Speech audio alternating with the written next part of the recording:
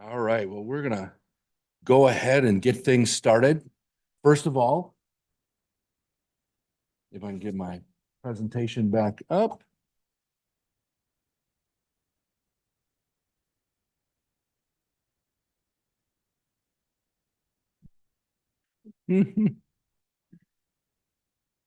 All right.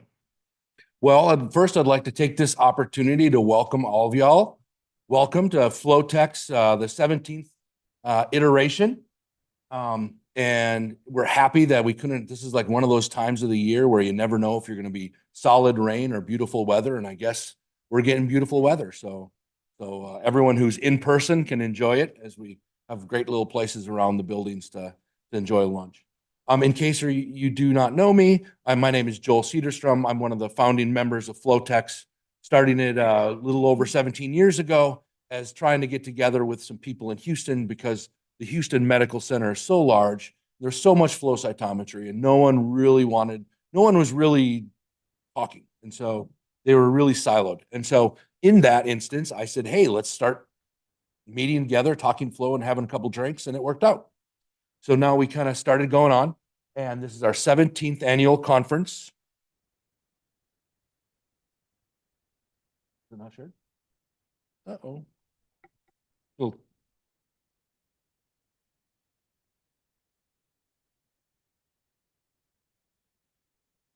Oh.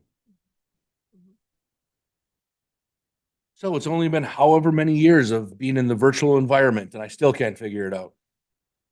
All right. So to continue on, once again, welcome to first day FlowTex. This is the day, the first day of FlowTex I've been kind of pushing for the last couple of years, in that it's more of an educational or eye-opening role where we'll sit here and we're going to have some type of educational talks, or last year we did all high parameter dimensionality reduction fun stuff.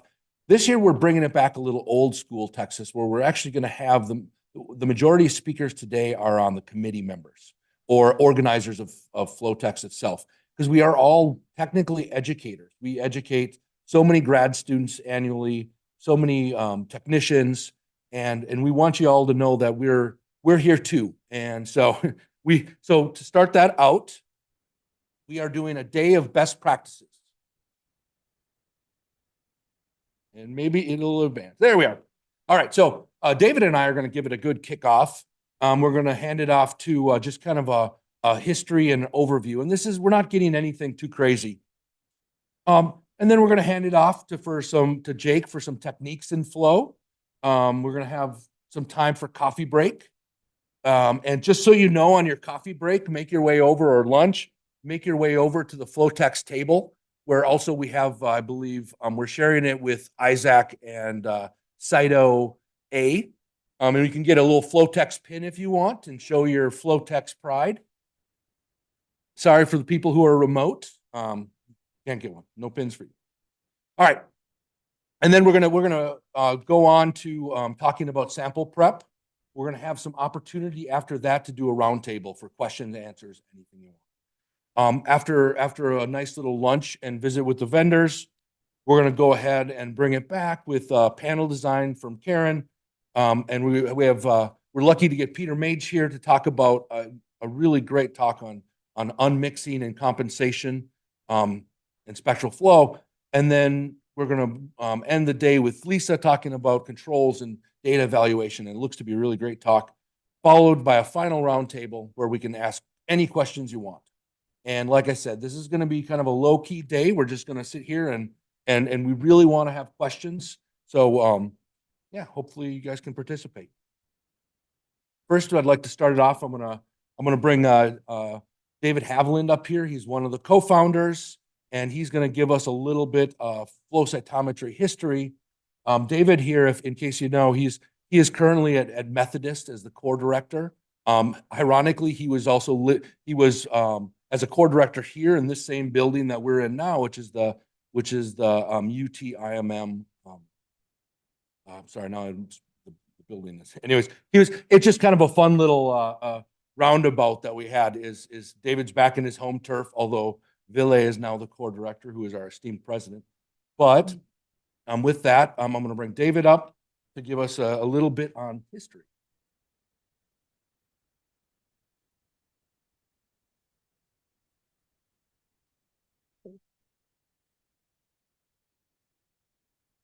That's what I was thinking about doing, at least getting it up.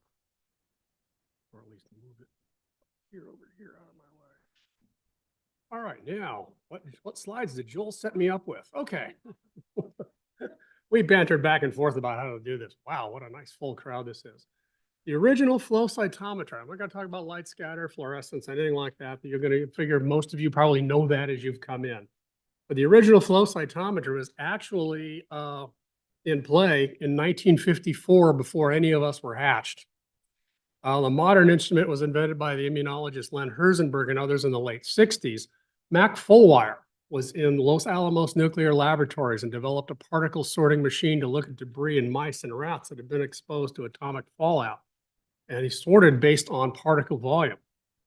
Herzenberg saw that technology and saw the potential of it for biology. And he wanted to add fluorescence to look at cells of the immune system. And he collaborated with Fullwire and engineers at Stanford to design the first instrument. And I've got a picture of the model of that first instrument. The sorting module is actually based on the inkjet module.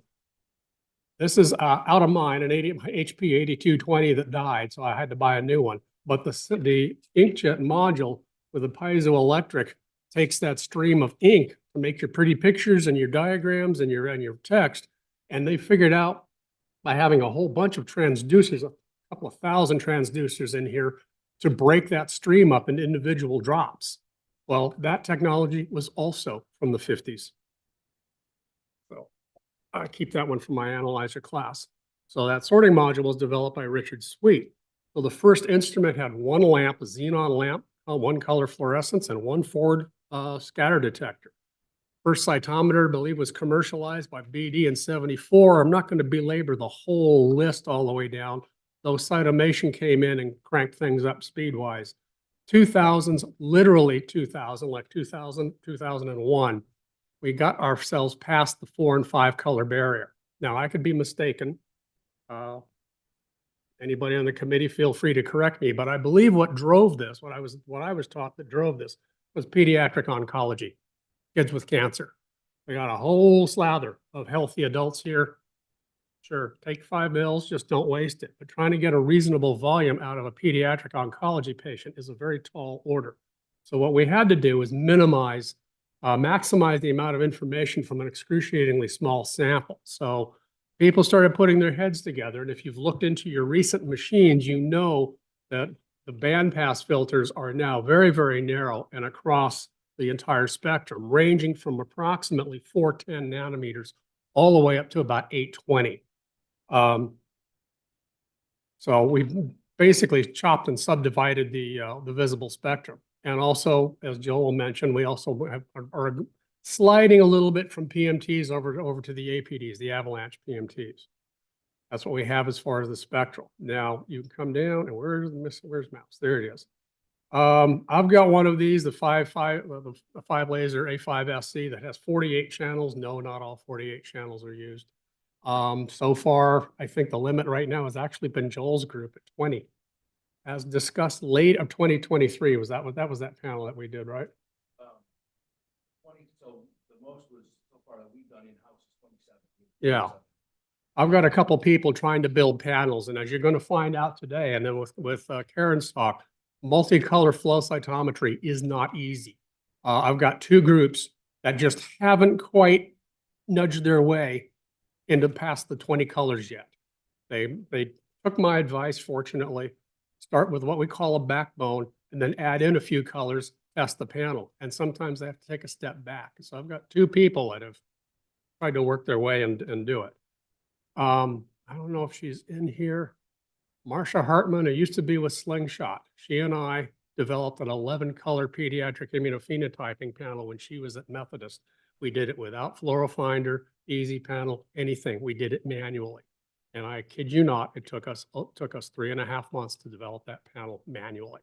So multicolor flow is not easy. All right, moving on slightly. There's a model of the first instrument, as I understand it. This is your laser. This is the electronic side. This is an actual oscilloscope. This is where we read the data. If you needed to get that into a poster, guess what? You had to take a Polaroid picture of it. Believe this handled fluidics. This is your flow cell over here. I'm not sure where the forward scatter and that one fluorescence detector was, but yes, this is a ring stand. So quite possibly down here, the waste container was a beaker.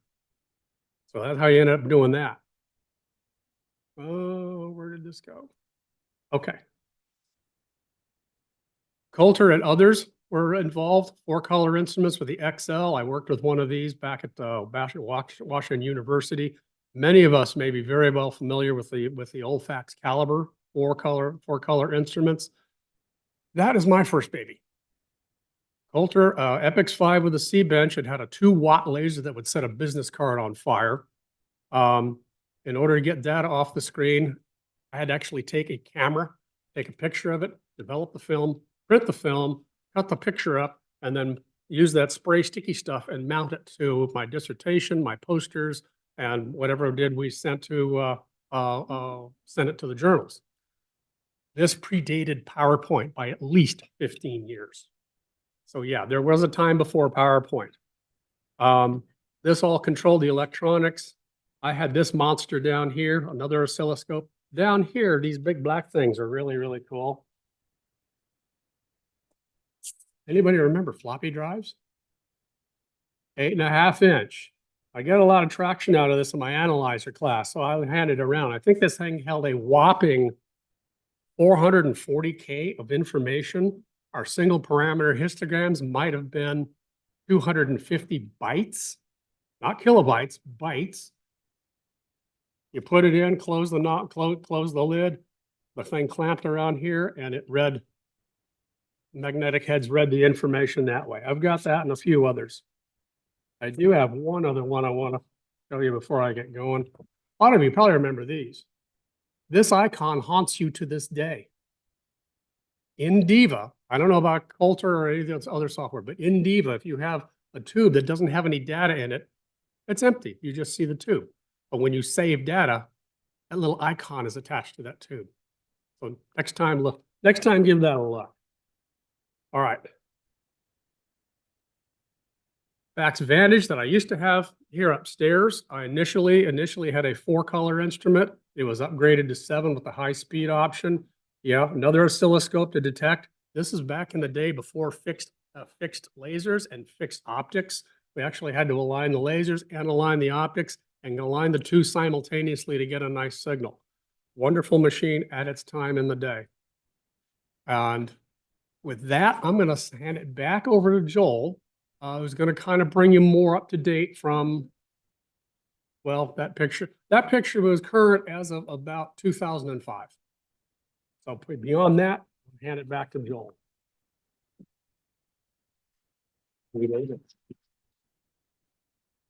Thank you. That was awesome. Yeah, don't forget your inkjet cartridge. So I will say that there's I haven't used an instrument quite that, but my first instrument was on a FactStar Plus. It was a piece of equipment built into a room, and it had a sole operator. And at that time, I think it was necessary that every person operating an instrument had to wear a Hawaiian t-shirt, because that's all I knew with all the engineers and everyone. And it actually had an 8-track player built into the system so they could listen to music at the same time. It was crazy. So, and I had a little bit on some of I remember hearing also from the printouts how they would actually measure their histograms. They'd actually take a picture of the histogram and cut it out, and then they would mask the picture. And then they could tell the difference between the two histograms by using the mask. I know it's like the weirdest thing, but anyways, all right. So let's talk about first a little why flow cytometry, and then I'll get into the state of art of flow cytometry as we kind of are dealing with. So how do we look at these large amounts of data, right? We've got lots of tools at our disposal as scientists nowadays. And let's pretend like here obviously it's Texas, we love our football. What if we wanted to start questioning a full stadium of people? What could we do using current technologies? So we could think about, well, this is my analogy, right? So what if we were talking about a microscopy? how would this help us analyze our area? Well, we could take a section in this stadium and really get into fine detail. We could see where everyone's sitting, see how they're related to each other. Perhaps just have families together in groups.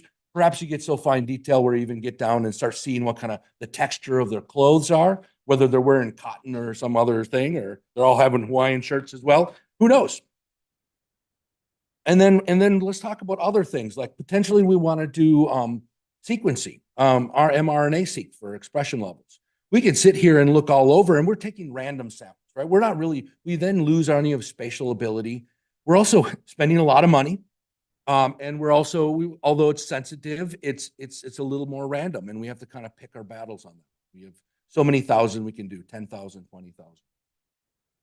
So what about flow cytometry? Now, flow cytometry, now obviously I'm a flow cytometrist, so for me it's always the technology, but it really specializes in high throughput analysis. This is where it shines, and this is all still on a single cell level. So we're still analyzing everything particle by particle. Then the benefits here is also we can do this on a multi-parameter scale, or a multi-parameter analysis. So we can do this at relatively low cost, relatively high resolution.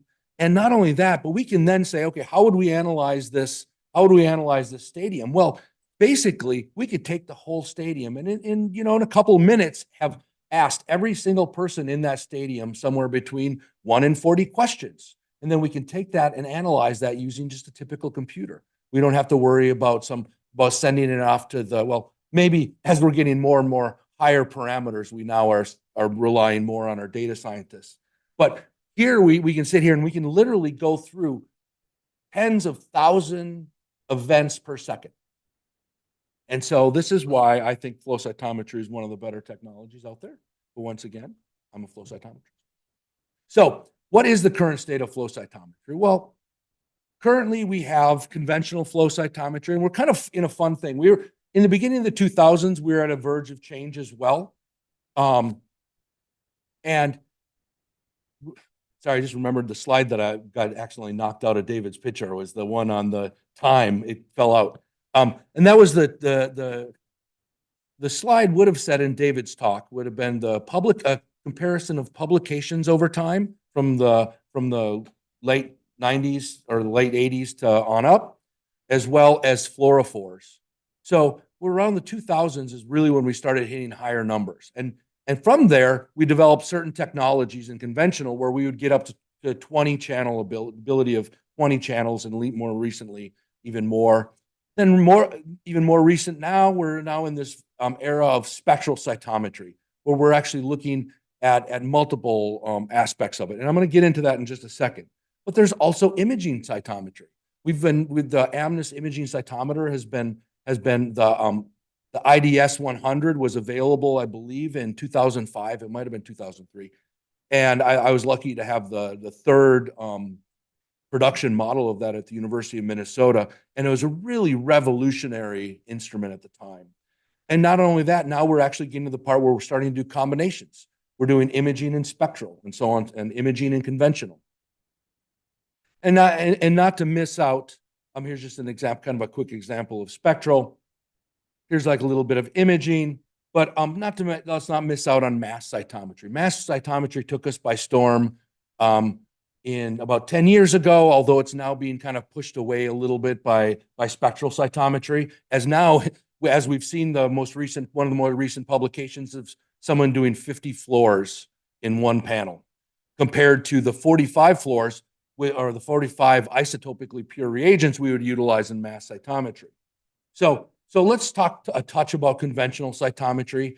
The most recent state of the art before this next little revolution I'm going to talk about, or David alluded to with Symphony, was a fully upgraded LSR2 or LSR Fortessa.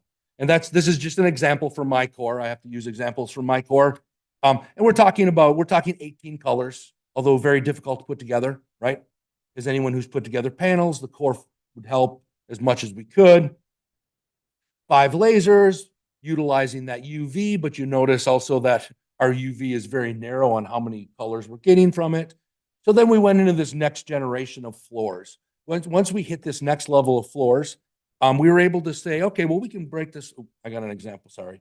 I have an example here. Here's just the layout of that. This is an example of an 18 color experiment that you might put together and how you would utilize the individual detectors on the spectral viewer.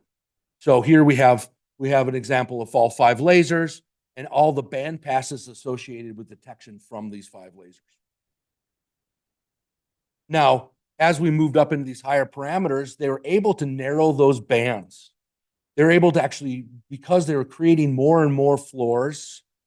This reminds me of when the brilliant violets came out, which were more of a synthetic floor that really kind of broke the barrier. And it opened up to the brilliant UVs. And so now we could actually separate the UV and violet channels into a lot more smaller segments. So here is a potential high color, 30-ish color experiment, what you might use using this spectral viewer. You'll notice that it is still using the classical strategy of 1 floor per band, and trying to break it down. Obviously, the amount of compensation to do here would be quite a bit, right? So what changed? Well, what changed is kind of what David alluded to, which is the ability of the avalanche photodiode. So all those previous and conventional cytometry were pretty much set to the photomultiplier tube. When we switched up to the photodiode, what it allowed, this avalanche photodiode was allowed a lot more of them at pretty good sensitivity and very low background, and cheaper, a lot cheaper, order of magnitude cheaper, where a PMT will cost $2,000. For these photodiodes, you're talking $200 or potentially less. So this is for manufacturers. So they could do a lot more. Well, this is an example of my Aurora. Unfortunately, it's only a 4-laser Aurora. They can do up to 5 lasers, and the 5 lasers do have a total of 64 channels. And what this does is it actually measures the spectrum. So that is an example of what this can do, right? So we were before, I was showing you guys that we could analyze each band was kind of would be for a floor. Well, here we're not doing that anymore. We're now looking at the spectral signature. In this particular case, I'm showing you an example of the spectral signature of GFP on a 4-laser system. You'll notice that there is a very bright peak, but there's other aspects to the spectrum as well. In your violet, you actually get some readouts. This is what your readouts are off the blue. And then as we go through, this is off the yellow, green, and the red. And so we're actually using all lasers to analyze the fluorescent spectrum of GFP. Well, where would this be helpful? Well, if we could actually take this and look at this, let's compare GFP and FITSI, which is traditionally a no-no in flow cytometry, right? Everyone knows, and it's been in a core when someone said that they labeled their cells with FITSI, and all of a sudden they go, you put the negative control on and it looks positive. And it turns out, oh, it was a GFP cell line we used. Well, that's not going to work. But because basically what we have is we have this one band of detection. What we don't read is the other aspects of the emission spectra of GFP and FITSI.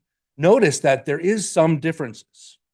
Now, if we were to look at this via what a spectral cytometer sees, we can actually look on your left here is a kind of the spectral emission of GFP, which I showed you earlier, and then on the right is the spectral emission of FITSI.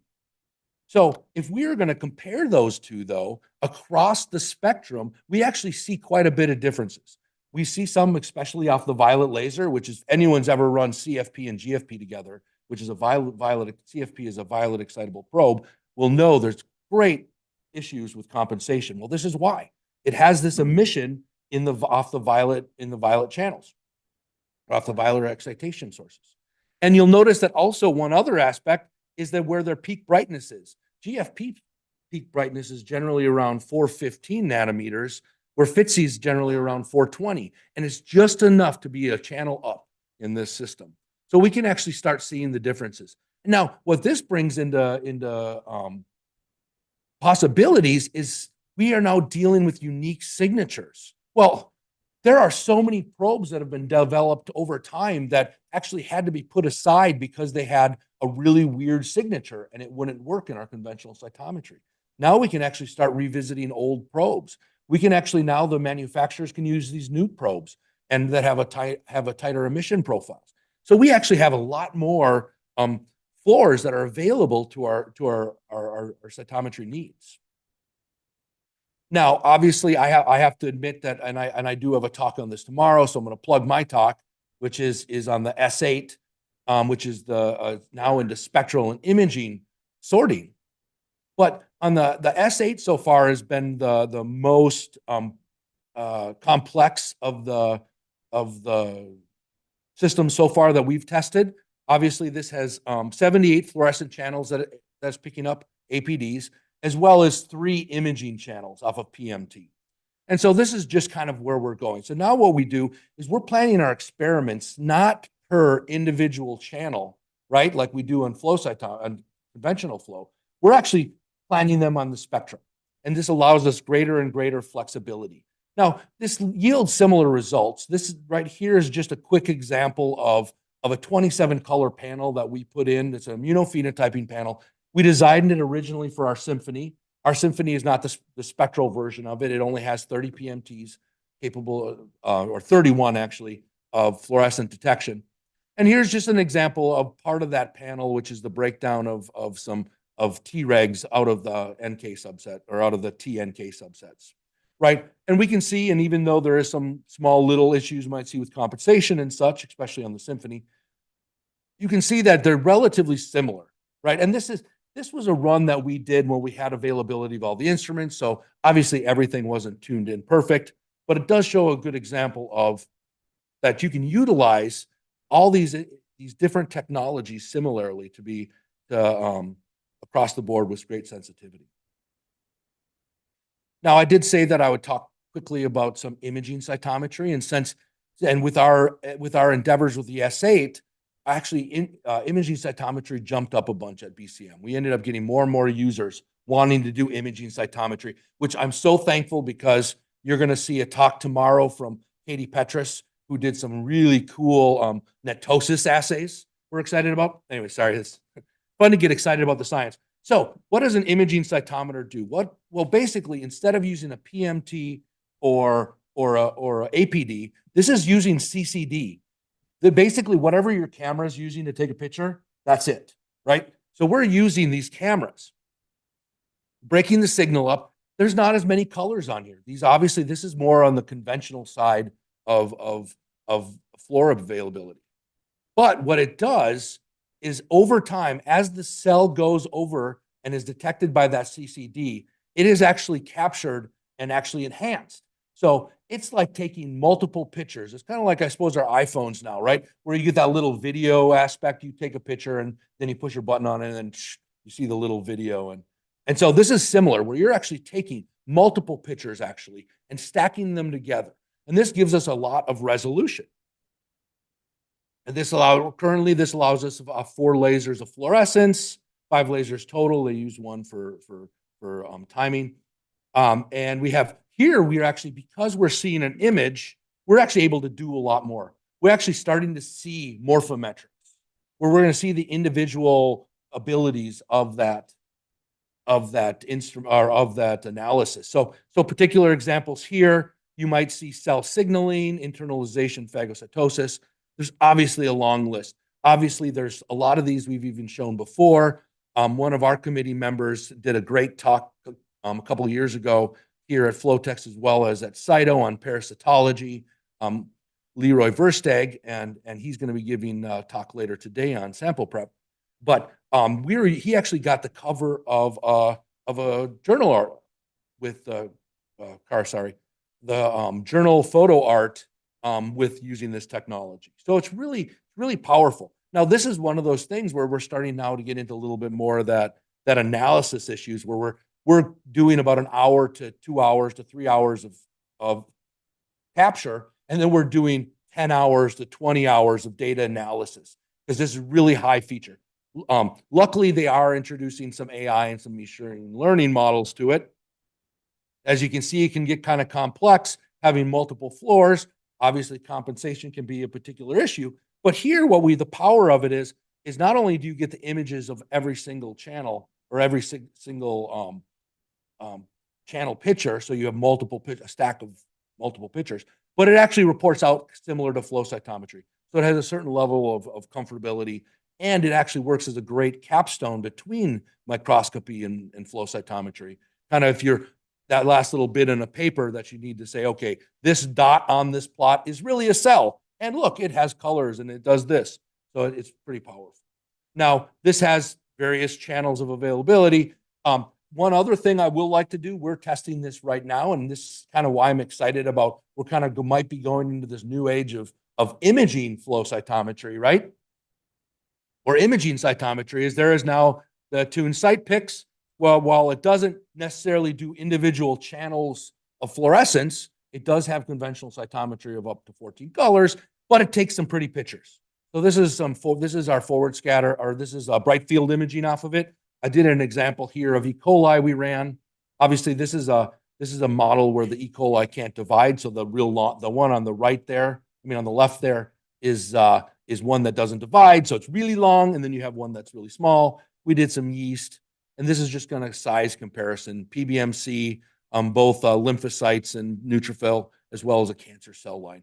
Now, with this, you're allowed to get morphometrics is really what it comes down to. We're able to actually start analyzing this, which is kind of an exciting time, considering that a lot of times when you're looking at activation, one of the first things that happen is some kind of shape change or some other type of change via image. Not only that, it is so much, I can't tell you how much fun it is to point at a dot, whether it's the Attune, the S8, or the Amnis, to click a dot on the screen and actually see an image of the cell, to know whether it is a true doublet, to see that there's something there and it's not just a bit of dye. Finally, we still are utilizing mass cytometry. Now, for those, I can't not mention it. Basically, mass cytometry is where you're, instead of conjugating your antibodies with fluorescence, you're conjugating with isotopically pure metals. And this allows, basically put it through a mass spec and allows detection of up to, technically you could go up to, 100, but 100 different isotopes. But really right now, the max seems to be around 47, and from my understanding. This is just quickly how it works out. Basically, similar to flow cytometry, fluorescent flow cytometry, you're labeling your cells with antibodies, except here they just individually isotopically pure tags. These go through. Now, these are not naturally occurring in the environment. So one thing you don't have on them is background. Now, there might not be as much, and so the detection is there. So it works similar to in the detection levels of flow cytometry. Once you label your cells, you send them through a nebulizer, which kind of puts them in the air, which then goes through this torch that's technically about the temperature of the surface of the sun, which atomizes everything. These atoms are sent through and it goes through a quadrupole, which the whole point of this is just to remove the lower masses, kind of like what would be background. And then all these higher isotopically pure metals then go through this time of flight chamber. And really, in the end, you reconstitute a signal that is similar to flow cytometry. So if you look on the lower right-hand side here, you'll see a plot that's represented by it. It looks a little weird, but some of that has to do with the loss. There is no background, right? So this is one of the things that's still being utilized today. Obviously, with the advent, at least in my personal experience with it, the advent of spectral cytometry, a lot of people who are more comfortable with conventional cytometry would not rather make the change because it's more comfortable in the fluorescent area. Now, here's an example from a paper where we're just kind of comparing some flow cytometry, some mass cytometry. You can see there's real similar data. It's still typical workflow flow cytometry. Now, so some of the downsides on here is the mass cytometry is significantly slower. It's more akin to imaging cytometry, at least classical imaging cytometry, and where we have only 400 events per second, which is potentially versus the 50,000 events per second we may run our cytometers on. Also, about 50% of the cells themselves fail to reach the torch, which is frustrating in some cases. So when you're doing rare event analysis, it can be difficult. But other than that, and plus the machine's a little less, you do have to stay on it quite a bit. It tends to clog a little bit more than a flow cytometer. So anyway, so really my goal here today was to kind of give you guys an overview of the state of art of where cytometry is. Nothing too crazy, but I kind of wanted to start the day out and show you that right now we're at a really interesting time in cytometry. We have all these technologies that are starting to merge, whether it's imaging, whether it's the spectral capabilities, whether sorting, or I could even say high parameter capabilities. And we're getting more and more tools at our fingertips. And it's really incredible time where we can start thinking about that multicolor panel that we may not have been able to do. We can start asking greater and greater questions.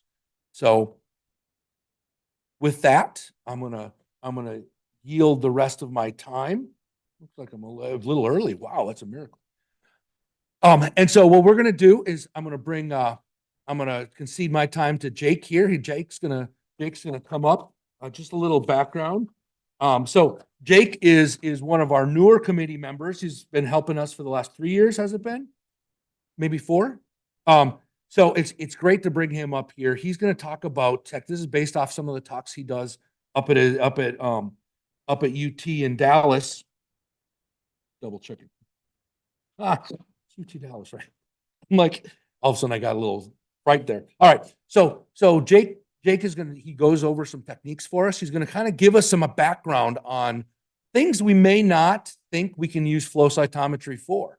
There's a lot of assays out there that were developed over time that people may not realize is a great assay for flow cytometry. And just a little background here from Jake. Jake graduated from St. Louis University with his PhD in molecular microbiology and immunology. He was studying the role of CD5 in differentiation of peripheral Tregs. And he has run the flow cytometry core at UT Dallas since 2017. And he's been participating in FlowTech since about 2020. So, and he's been a wonderful add-on to our committee. So without further ado, Jake, why don't you come and take it away?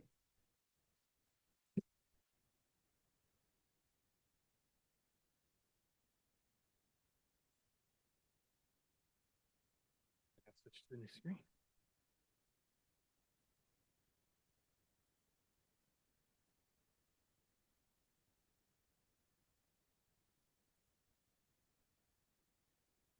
All right. Well, good morning, everybody. It's good to be here. I'm Jake. I'm from UT Dallas, and let's talk about what you can do with a flow cytometer. So most people, when they think of flow cytometry, they think of surface staining. You get whatever protein you're interested in. You get an antibody that targets it. You put a fluorophore on that antibody, and you stain it and look at it. And for a lot of people, this is kind of where flow cytometry ends. And there's certainly no shortage of things to do. I looked up just this morning because I was curious. I'm an immunologist, so I think of CD markers. I just took the first page. There's 27 more pages of these. It goes up to 371. I'm sure by the time FlowTex is finished, someone will have discovered 372. There are thousands of other surface markers. You could spend your entire career staining surface markers and still not hit the end. There's so much you can do with it. But there are other things you can do too. If you can make it fluoresce, you can look at it using a cytometer. So besides surface staining, you can look at stuff inside of the cell. There's all kinds of dyes you can do. You can mess with the DNA. You can mess with the RNA. And we're just going to talk about a few of these just to give you some ideas of what you can use a cytometer for. So the first thing we'll talk about is intracellular. You can use conjugated antibodies that target proteins within the cells. Obviously, very important, you'd have a permeabilization and fixation step. Depending on your target, you'll want to pick a different one. I'm sure you'll be hearing a lot about this during the sample prep discussion later today. But if you want a nuclear target, please don't just do a cytoplasmic permeabilization. You got to make sure you get a nuclear permeabilization. Also, you want to make sure your antibodies are compatible. Sometimes antibodies won't stain a fixed form, and so just make sure you're real careful about that. For some proteins, you might want to use a protein transport inhibitor so that it concentrates within the cell, so it's more easy to see. And it's really important when you're doing your controls, remember that fixation will change the scatter profile and the background of those cells. So obviously you want to treat your controls the same way you treat your sample, if that includes a perm fix step. Here's a quick schematic. You take your antibody, which has the antibody, has a fluorophore, you permeabilize, it'll go into the cell, and it'll stain your target. In this case, I was interested in phosphorylated S6, so it only stains the phosphorylated version, won't stain the non-phosphorylated version. And you can see, depending on the treatment, we got a greater activation of S6 and that cell pathway, and we were able to quantitate that. Sometimes you really want to look at what's inside a cell, but you don't want to fix it because you want that cell to be live. And for doing that, we'll use reporter proteins. There's two main ways to do it. The first is you take the normal gene and you modify it so that after the gene is done, you hit the stop codon, you add an intraribosomal entry sequence. And what this does is it allows ribosomes to latch onto that mRNA, and then you put a fluorescence sequence afterward. So if this mRNA exists, a ribosome, it'll do whatever it does normally for the gene, but they'll latch on right here and just start making fluorescent protein. The big advantage of this is it doesn't mess with your gene at all, your actual protein. The disadvantage is this becomes a reporter for this mRNA. Some proteins are not regulated at the mRNA level. So you got to be aware that just because there's mRNA doesn't mean there's protein. So you'll need to validate that to make sure that those two are correlated. The other way to do it is you make a fusion protein where you add a fluorescent domain onto that protein. Obviously, the big advantage for this is since it's tied to the protein, you know the protein is there. The disadvantage is you got to make sure that fluorescent domain is not going to mess with the protein's function. And so you'll need to do extra steps to validate. You're not interfering with stereochemistry, binding, conformational changes, anything like that. And so easy way to do this is you can transfect the cells to just have these reporters. There you can see this lab. They were investigating different transfection methods. And so they added a GFP onto the gene they cared about. And you can see one worked really well, one didn't. If you want a more stable line, you can make it stable. You can do a knock-in. However you want to get the reporter into your cells. But the big advantage is now these cells are live. So if you want to grow them, if you want to transfer them, you can do all of that. So the next set of assays we'll look at are ones to look at viability and apoptosis. It's almost always worthwhile to include a viability stain in your samples because dead cells are almost always worth getting rid of. They tend to get really sticky, and so they'll tend to get very high non-specific binding, as well as they just generally have high background. So most panels will include a viability gate just to get rid of the dead stuff. But also if you're really interested in cell health, stress, if you're in a cancer lab, you want to kill cells, this is how you evaluate. How did I do? The most basic way to do that is a cell viability assay. The way this works is use a dye. It will not cross an intact membrane, which is charged. So if the membrane is normal, it has a charge, the dye won't pass it. If the membrane starts getting disrupted, the dye will enter the cell and then it'll stain it. There's two main types of dye that does this. One of them will bind the DNA. So here you can see the live cells have no dye, the dead cells, they stain. The other one will bind protein, the dead cells will stain, live cells are unstained. A lot of times it's a matter of preference. You might have reasons to pick one over the other, but functionally, you get to the same endpoint. You could very easily get rid of your dead cells. If you're really interested in apoptosis, which looking at why these cells died, probably the most popular and at least the easiest way to do it is you do what's called an Exin-5. And what it is an Exin-5 is a protein that binds phosphatidylserine. In a normal healthy cell, phosphatidylserine is only found on the inner envelope of the plasma membrane. So you won't get any Annexin-5 binding. However, whenever cells start to enter apoptosis, there are flipases that will start putting that phosphatidylserine onto the surface. So you'll actually get dye to start binding. You combine that with one of those viability markers, and you'll get three populations. Your live cells, which are double negative. Cells that have started undergoing apoptosis, they'll bind an exon 5 because phosphatidylserine is on their surface. And then once cells get into late apoptosis where the membrane is disrupted, then that viability dye enters. So you're able to very easily find those three populations. One of the problems with the exon 5 is that not every cell does a very good job of putting phosphatidylserine on the surface for whatever reason. So here's just a brief reminder of the apoptosis pathway. It's a little complex, but you can decide what is your favorite form of apoptosis, and you can look at it. So we'll just look at a few examples. There's all kinds of different places you can start looking at, depending on how you are interested in apoptosis. So the first is you will actually see morphological changes. So this is just a typical scatter profile. Generally, your live cells will kind of be up here. As cells die, they tend to shrivel up, and so they'll actually shrink. In fact, most cytometrists will just naturally draw a gate right here as their very first gate to get rid of the dead stuff, because we talked about how that can be a problem. Obviously, if you're really interested in apoptosis, don't do that. You need to make sure to include these dead cells, or else you're not going to find the results you're looking for. Beyond that, you can start looking at other ways to look at apoptosis. The part of apoptosis is you see the mitochondrion will start to get disrupted. So this is a dye, TMRE, and what it'll do is it'll enter the cells, and if you have a healthy polarized mitochondrion, it'll accumulate in there because it has a charge. Whereas if you have a depolarized mitochondrion, it'll just diffuse right out. So in this way, you can look and see, is my mitochondrion having a normal polarization? And so here you can see this group, what they did is they had their control, they started adding pro-apoptosis drug, and you can see there's a huge spike in the amount of disrupted mitochondrial membranes. You can also do a tunnel assay. I know that's really common on microscopy, but you can also do it through flow. So the way a tunnel assay works is cells, as they begin to start apoptosing, they'll fragment their DNA. And so you use TDT, and you just add in tagged nucleotides, and it'll just start putting those tagged nucleotides into the DNA.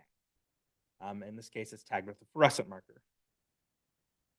And so again, you can see the control. There's not a whole lot. When they add their pro-apoptosis markers, you see a big shift in the amount of fragmented DNA.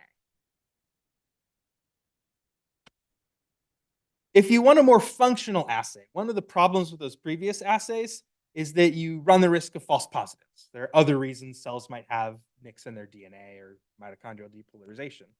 So you can actually look at caspase activity. And the way this works is you take a caspase inhibitor that's tagged with a fluorescent marker. It'll freely diffuse into the cell membrane. If it finds its target caspase, which it's specifically engineered to only target active caspases, so it won't stain inactive caspases. But it will covalently bond to that caspase. And then if there's anything unbound, whenever you rinse, it'll diffuse right out. So the nice thing about this is it's functional. It's only if the caspase is working. And you can pick your favorite caspase. There's a lot of them. I looked at some of them. There's ones for any caspase. You can get much more specific. I'm sure someone out there is working on other targets to get even more caspases. But you can find whatever your favorite caspase is and see, is this active? And so here you can see this group, what they did. They have their control. They add in an apoptosis signal, and they get a big, strong upregulation in the caspase activity. And then if they use a caspase inhibitor, they lose that staining. So it's very specific to only binding those caspases. So there's lots of different ways you can check your cell health and check your cell apoptosis, depending on what your specific area of interest might be. So now we'll look at kind of the opposite of that, the cell cycle. So instead of cells dying, this is cells growing and dividing. It's really important. Obviously, this is what causes the proliferation and expansion of cell populations. Frequently, it's an indicator of activation of cells. Not very many inactive cells will divide usually. In a multicellular organism, at least, they shouldn't be dividing unless something has gone terribly wrong. There's a lot of people studying that too. So if you're interested in cancer, this might be very useful. But there's 4 main phases of the cell cycle. The first is the G1 or growth 1, and that'll cause the cell, it'll slowly start getting bigger. It'll begin accumulating a bunch of protein and stuff, getting ready to cut itself in half. Then it'll go into S phase. In this phase, it'll replicate its DNA and create an extra copy. Then it goes into G2 phase. At this point, after it's replicated its DNA, it's committed to dividing. So it'll continue to grow. It'll accumulate even more mass as it gets ready to split into 2 daughter cells. And then there's the mitosis phase, M phase, where it'll go through its little subphases in there. You may activate some of memories from cell bio. You have your prophase and your metaphase, your anaphase and your telophase, and then you end up with 2 daughter cells. And from there, it'll either go back into interphase, sometimes called G0, where it's not going to divide again, or it can go back into G1 and continue around the cycle and divide. So the easiest and most straightforward way to do this is called a proliferation assay. What you do is you stain the parent cell with a proliferation dye, and then you grow it in a plate or wherever you want to grow it. And every time that cell divides, the amount of dye that is concentrated in that cell gets cut in half. So it will get half as bright. And then it divides again, and it gets half as bright again. And you can actually count how many times those cells have divided. So CFSE was the first. And so a lot of times people call this a CFSE assay. It glows green. It's a lot like FITC or GFP. And so you can actually see you have cells that have the maximum stain. They haven't divided at all. This population is divided once. This population is divided twice, 3 times, 4 times, 5 times. Once you get enough cell divisions, it starts getting so dilute, it's not nearly as tight. But you can usually get 6 or 7 rounds of cell division that you can see pretty well. We have since come along. There's a lot more colors than just CFSE. This is a violet one. It's kind of like packed blue. And you can see it looks about the same. So nice part about this, since you can get lots of different colors, is you can fit it into your panels, which you'll get to hear about a bunch about panel design later today. But here you can see when you activate the cells, they divide. If you're more interested in the specific stages of cell division, you can also look for that. One way to do that is you do a DNA stain. So if you think about it, at the G0 and G1 phase, the cells will have some amount of DNA, whatever their normal chromosome amount is. Once it enters S phase, it will start making more DNA. And so you'll start getting more dye within that cell because there's more DNA for the dye to bind. And then once it hits G2 and M, it'll have double the DNA it normally does. So you'll have twice as much dye as well. And this is what that looks like. You can see we have our first peak. It's right around 2000 or so MFI. So that's your G0 and G1. You can see it increases the intensity as it goes into S, depending on how far along it is and how much extra DNA the cell has. And then you have your double right around here at 4000. That's your G2 and your M phase. There are other ways to look at these if you're interested. You can do a BRDU assay. What that is it just uses a labeled nucleotide. And so once the cells enter S phase, it'll actually integrate the labeled nucleotide. So you can stain specifically for cells just in this S phase. You can do Ki67. What that is it'll just find any cell that's anywhere in the cell cycle. That just tends to be an important chromosomal marker. But this gets you a nice breakdown of these 3 phases. But you might want to be more specific than that. How can I tell the difference between, say, G2 and M? So if you go a step further, you may remember cyclins. What these are proteins that are produced as part of the cell cycle. And different cyclins are produced at different phases within the cell cycle. So cyclin D kind of covers the whole thing. You see cyclin E is produced mainly in response to the start of S phase. Cyclin A is part of G2 phase, and cyclin B is part of the M phase. So you can also combine this DNA stain with, say, a stain for cyclin A if you're really curious about G2 and M. So once a cell enters M phase, the cyclin A will start to disappear. And so you can look at that. So here we've got our DNA stain. You see we've got our G0, G1. We've got our S phase. And as S phase goes along, you start getting more cyclin A until you hit your G2, where you have a bunch of cyclin A. And then as they go into M phase, they lose their cyclin A, but they still have double the DNA. So you can tease out those differences in the cell cycle, depending on what phase you're really interested in. So when we talk about cytometry, a lot of times we think about proteins and antibodies, and a lot of the stuff I've shown you has been proteins and antibodies. But again, anything that fluoresces can be looked at by a cytometer. So let's look at stuff. I know we talked a little bit about DNA, but let's look at some other non-protein targets that might be of interest to you. You can look at mRNA using a cytometer. So the way you do it is you make a RNA oligo that has some kind of fluorescent probe. You do a perm fix. It'll bind to cellular mRNA through FISH, and then you can actually look at that. And so this is an example of a group. They were looking at viral infection. So they did this with some virus, is simian hemorrhagic fever. And so they looked for the mRNA oligos and the protein that the virus, it was a transfection virus protein as well. And so what they were able to find is that most of the cells were infected with viral RNA and also made the protein. But there were some that had the RNA but didn't make it.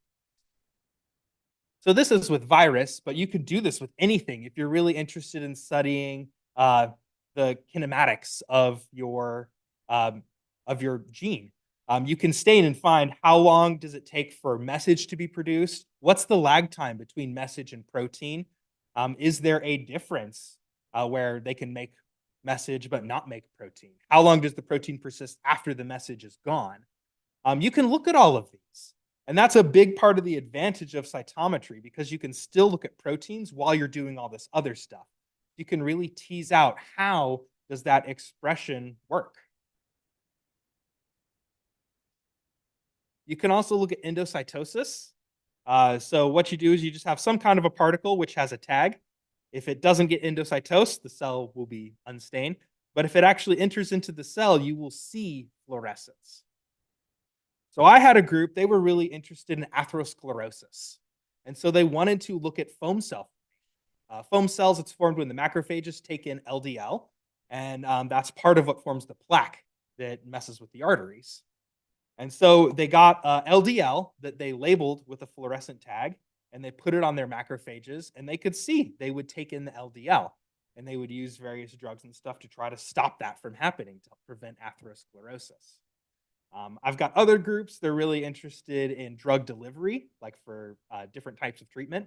And so they would use particles, nanoparticles, in order to do that drug delivery. And so if you tag those particles, you can see, are they getting into the cell of interest? So this is a really powerful way to see that. If you're interested in lysosomes and how lysosomes are functioning, you can look at that too. The way this works is you have a dye. It's normally inert. Whenever it gets phagocytosed, and then that phagosome fuses with the lysosome and gets acidified, that dye will suddenly become active. So it only gets activated when the pH drops to a certain level. And so what this group looked at, they were seeing if they could inhibit the lysosome's activity. And so you can see here, they saw a decrease in the amount of dye that was getting activated. So they were able to inhibit lysosomes. Calcium, really, really important for some cells function. T cells, they take in calcium. Neurons, depolarization, that's really important. You can look at that on a cytometer. So the way it works is you incubate it with some indicator dye, which will be some color. You add whatever your favorite calcium agonist is that you're interested in, and that'll cause calcium to enter the cell. And once that calcium binds the dye, it will change colors. So you can see how much calcium is entering in the cell. So there's not many cytometrists that look at this, but one of the things your instrument's tracking is time. And so this is one of the ones you look at over time. So you take your cells that have your marker in there, your dye, and you usually get a baseline for a while. and then you add whatever your calcium agonist is. And then you put them back on the cytometer. So there's a little gap while they're adding it. And then you put it back on the cytometer, and you can see they were able to increase the amount of calcium flux. These were T cells. So just as a positive control, you could do ionomycin, which for T cells is basically the nuclear activation marker. And so you could see they saw a huge influx of calcium. So if you're interested in that sort of polarization, this is the way to look. And finally, a lot of people think cytometer, well, it has cyto. Clearly, it's looking at cells. But it's not actually just for cells. You can do non-cellular work with a cytometer. Anything that can physically fit through the fluidic system can be looked at. Depends on your cytometer, depends on your nozzle size, but you could get probably 100, maybe 200 nanometers, and obviously much smaller than that too. So let's look at some examples. One of the ones I see a lot are multiplex. The way this works is you get a bead mix, and each bead has a different intensity of its label based on what you choose to order. And they have antibodies that are targeted to, again, you pick from a long list of everything you might want. You mix it with the analate. If it's there, it'll bind to the antibody on the capture bead. And then if you've ever done an ELISA, similar principle, you then add the secondary, which will also bind it, and then that has a tag. And so then by looking at how much of the secondary, you can see the concentration. And by looking at the intensity, you can figure out which bead it is that is binding. So you don't normally have to do this manually. Usually there's a program, and it'll just compare it to a standard curve and give you a concentration. But this is what it's actually looking at. So here you can see on APC, these are the different beads. And each of these beads has a known intensity of APC, and that's what it's targeting. And then PE is the secondary. And so you can see in this specific mixture, there were 3 hits. There's a low, a medium, and a high. So that means of the 10 the 10 protein panel they looked at, there were 3 of them, and this was cell supernatant. And they were able to calculate the concentration. And I will tell you, it's a lot easier to run this than 10 different ELISAs. So one of the fun things about working at UT Dallas is that it's an engineering school. And so we actually have quite a bit of bioengineers that don't really know what cells are, but they still want to use our cytometers. So one of the things they've really liked looking at are extremely small things, nanoparticles. And it can become really difficult to look at those. One of the biggest issues is the swarm effect. Normally, flow cytometers, they're designed to put the cells in a single file line through the sheath. And so that way you're only looking at one at a time. When you start getting really, really small, you can't get that core small enough to exclude more than one event. So you can have double events. So it's really important to get the right concentration so that you're not getting a bunch of double events. You also tend to get a lot more interference with particulates. So most cytometers, at least that I've seen, the sheath fluid, it goes through a 0.2 micron filter. That's usually fine if you're looking at cells. But if you're looking at something smaller than 0.2 microns, you're not filtering out debris, and that can make it really hard to find your events. So you might need to ultrafilter your sheath fluid. There's issues with wavelength and noise that I'll talk about here. So the way a laser works is it's a coherent beam of light. So normally, like these lights here, the light's just kind of all scattered. But in a laser, it's nice and lined up. And so say this is a blue laser. That means we know this wavelength is 488 nanometers. When you start getting really, really small particles, some of them are going to pass straight through this beam and not actually scatter light because you know there's gaps here. And so the smaller the particle is, the more of them you're just going to miss because there's no actual light produced. The issue with noise is found with the way a cytometer works to actually collect a sample.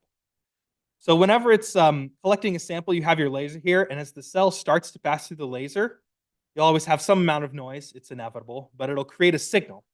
And then as it continues passing through, you get an intensity of the signal. It maximizes when the cell is right in the center, and then it minimizes when it goes down. So you get kind of like a sine wave. And this is what it actually looks at when it's creating that pulse of light. That's what it actually analyzes. When you get a really small particle, the pulse is a lot smaller because the particle spends a lot less time in the laser because it's so much smaller. And it's usually a lot narrower because it goes through, again, there's less time that's actually in there because it passes through faster. And so it becomes really difficult to find your particles over the noise. So you might be asking, why would I ever want to do this? Well, there are people that are really interested in extracellular vesicles whenever a cell releases something into the cytoplasm. And you can get them to show up on a cytometer. It's difficult. If any of you are really interested, I can talk about some of the different settings you might want to look at. But what this group did is they used CFSE, which just stains protein, so it was just staining the vesicle itself. And when they added the CFSE, they could find the vesicles. That was from the supername there. And then they used a detergent, which dissolves vesicles, in order to show, yep, these are definitely vesicles. So if you're really interested in what your cell is exporting into the media, this might be a technique you would want to look into. This is one of the ones I had from one of my bioengineers. They were trying to make a protein coat for surgical implants in order to help prevent rejection. And so what they wanted to do, they had a lot of different methods for coating the metal, and they wanted to evaluate which one was most efficient. And so what they found is they got nano beads, and when the beads were coated, their scatter profile changed. And so they looked at different methods, and they were able to quantitate which method had the most efficient protein coating so that they could figure out how best to try and coat their implants in order to prevent the inflammation. So the reason I gave this talk, the reason I wanted to talk about all these things is cytometry is a very versatile technology. It's not just about staining surface molecules. You can stain lots of different things. But the real power comes from the ability to mix and match all these different assays together at once in order to get whatever subset you want. So I know they're going to talk about really, really high parameter ones like 40, but even probably the most typical cytometer that you might have in your lab will have at least 10, 12 detectors. So you can mix and match these different techniques together in order to get whatever specific subset you want. Maybe you want to look at how are my apoptotic cells taking in this marker I want to see, or how are my dividing cells, are they accumulating this protein? So you can mix and match all of these different methods to answer however specific of a question you want. And remember, all you really need to do is make something fluoresce. So let your imagination run wild. Maybe we'll be talking about you in a couple of years when you discover some exciting new stain that everyone wants to do. So with that, I'll open it up. Does anyone have any questions? Oh, Roundtable? Okay, sure.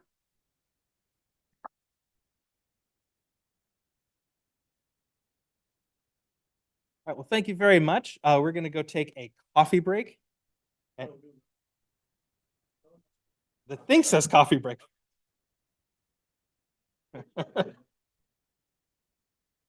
So we're going to take a coffee break. Please reconvene back at 11.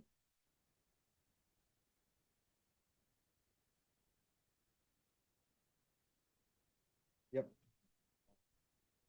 There.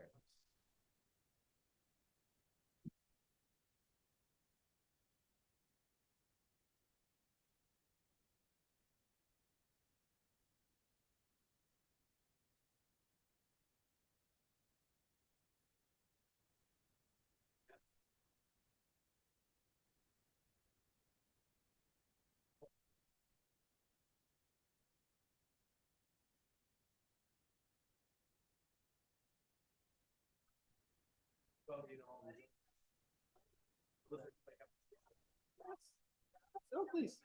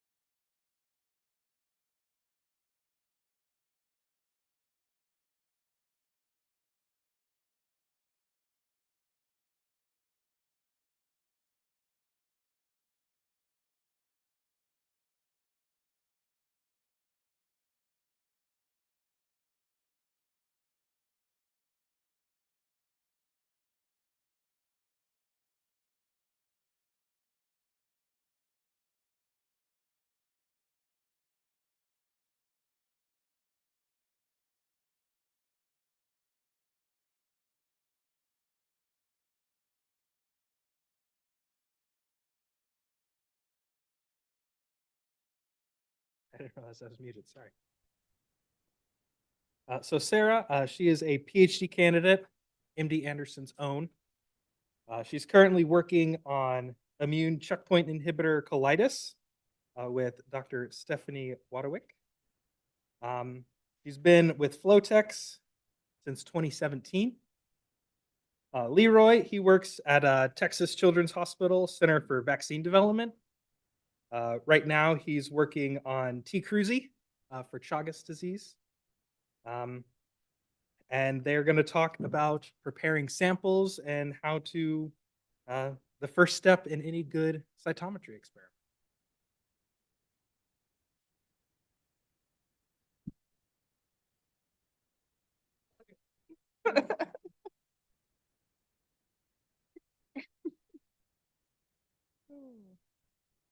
Alrighty.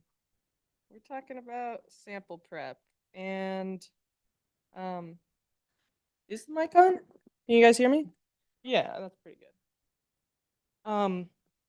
So Jake just gave us a really good talk about all the different applications in flow cytometry and all the stuff you can do outside of just protein, but now we're only going to talk about protein.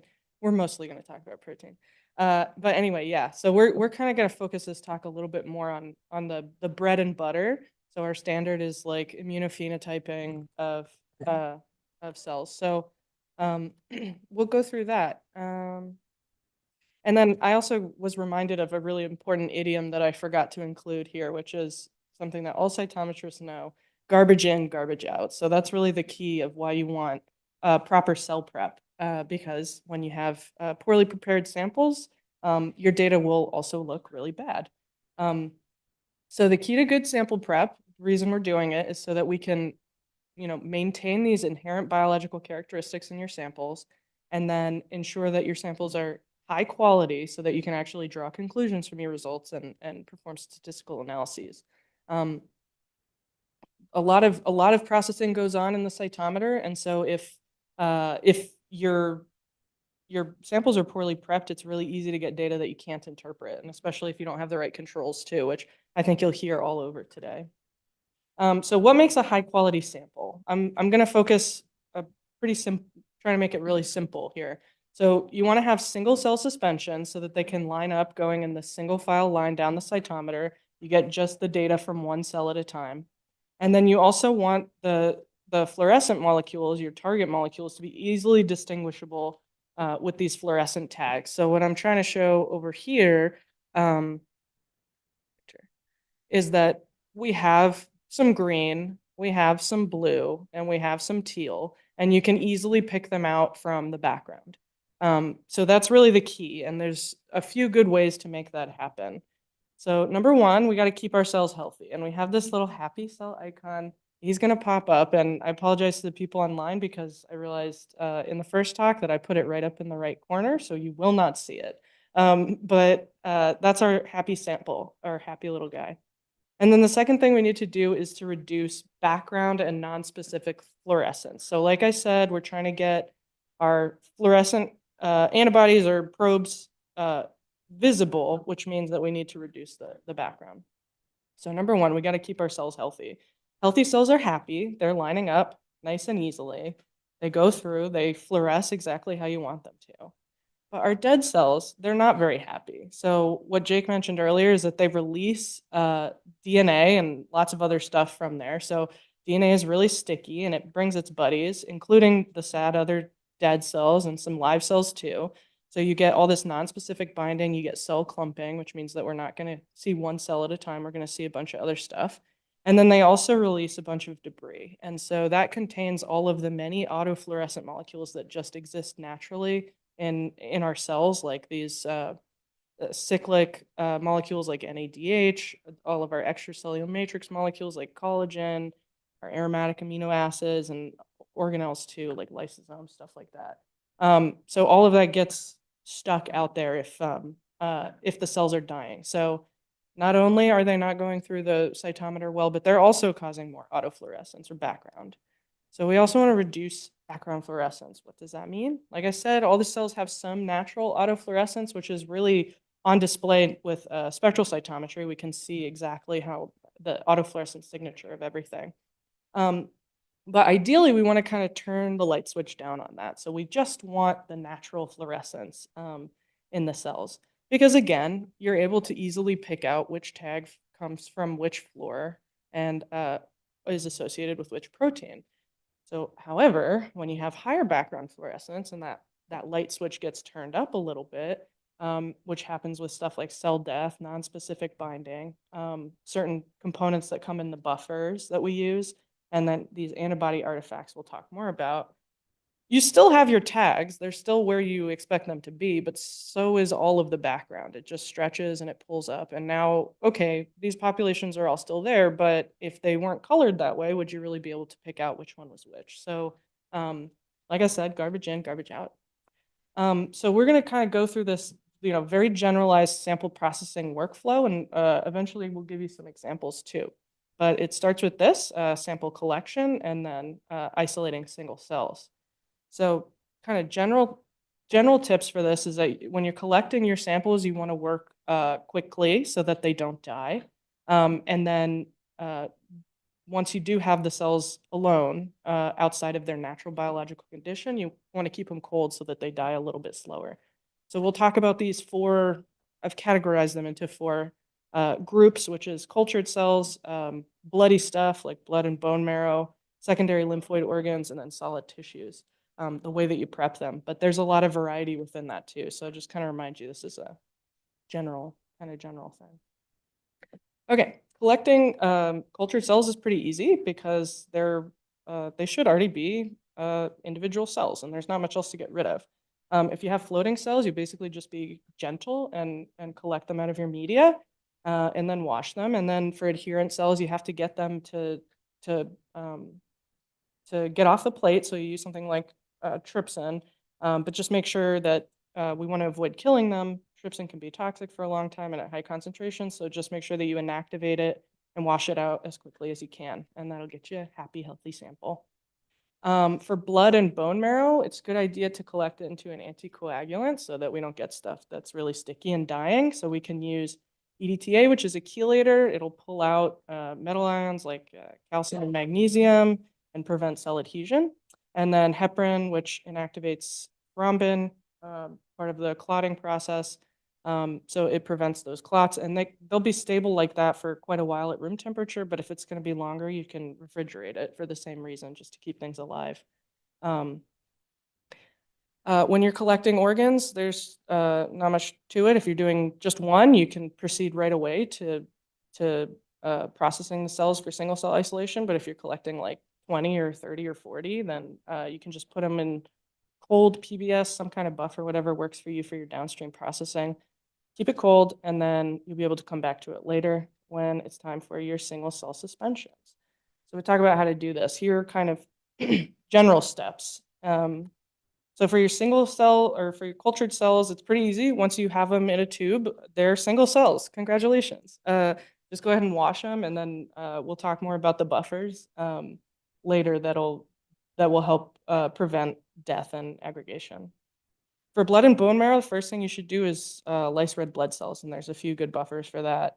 Just examples like ACK lysis buffer, RBC lysis, which is like a commercially available one.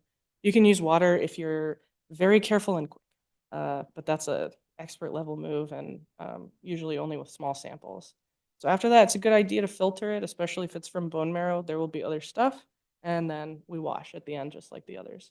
For the secondary organs, you're probably going to want to do some kind of mechanical dissociation. So when we get into killing and removing the other cells and components around your cells, besides just the immune cells, you're in danger of killing your immune cells or your cell population that you want to. So all of these things you want to do, but you really have to optimize how you do it. So a couple options: you can crush it, you can cut it up, you can scrape.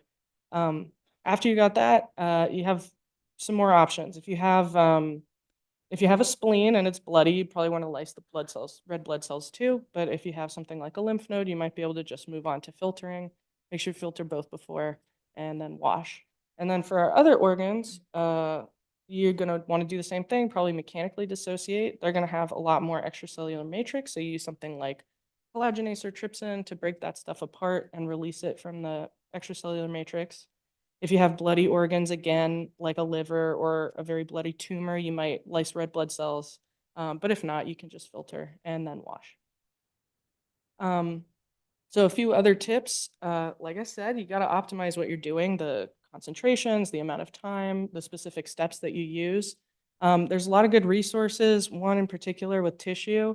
Aside from the wealth of literature that exists, there's something called the Worthington Tissue Dissociation Guide, which has a lot of good starting places. So if you're looking to try a new tissue, that would be a great place. You can include DNase in your buffers, so that'll help prevent cell aggregation. Again, we talked about the DNA that's released from dead cells, excuse me, which is what you're killing cells to get rid of the ones you don't want.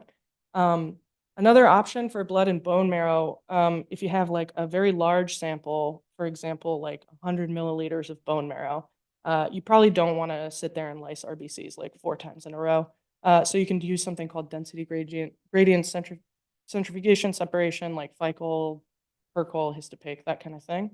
And you can also use that for some other types as well. So if you have a rare cell population, for example, stem cells, you might want to do another pre-enrichment method after you have single cells, like magnetic activated cell sorting, which are these magnetic beads that have an antibody either positive or negative selection to remove some of the other cells that are unimportant, or like you could add density gradient separation.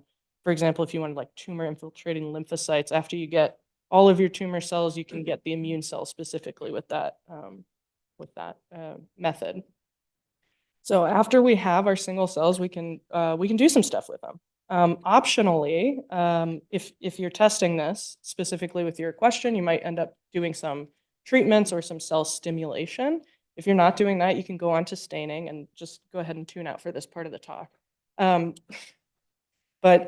if you are doing stimulation, you're likely going to need to keep things sterile as you're collecting them, because you're probably going to need to go back into an incubator that's sterile. So just keep that in mind. You might take an organ out and then have to move to the hood for your single cell isolation.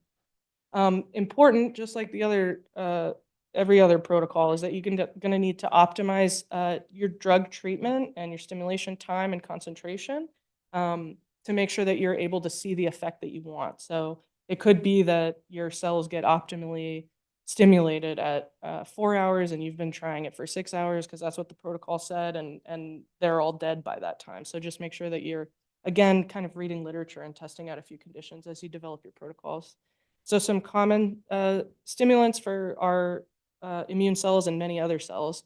We have CD8 or CD3 and CD28 stimulation for T cells, and you can buy them as these beads that will coat a plate, or as just antibody directly, and usually incubate your T cells for 1 to 3 days, and then you can see if they're activated or proliferating or whatever.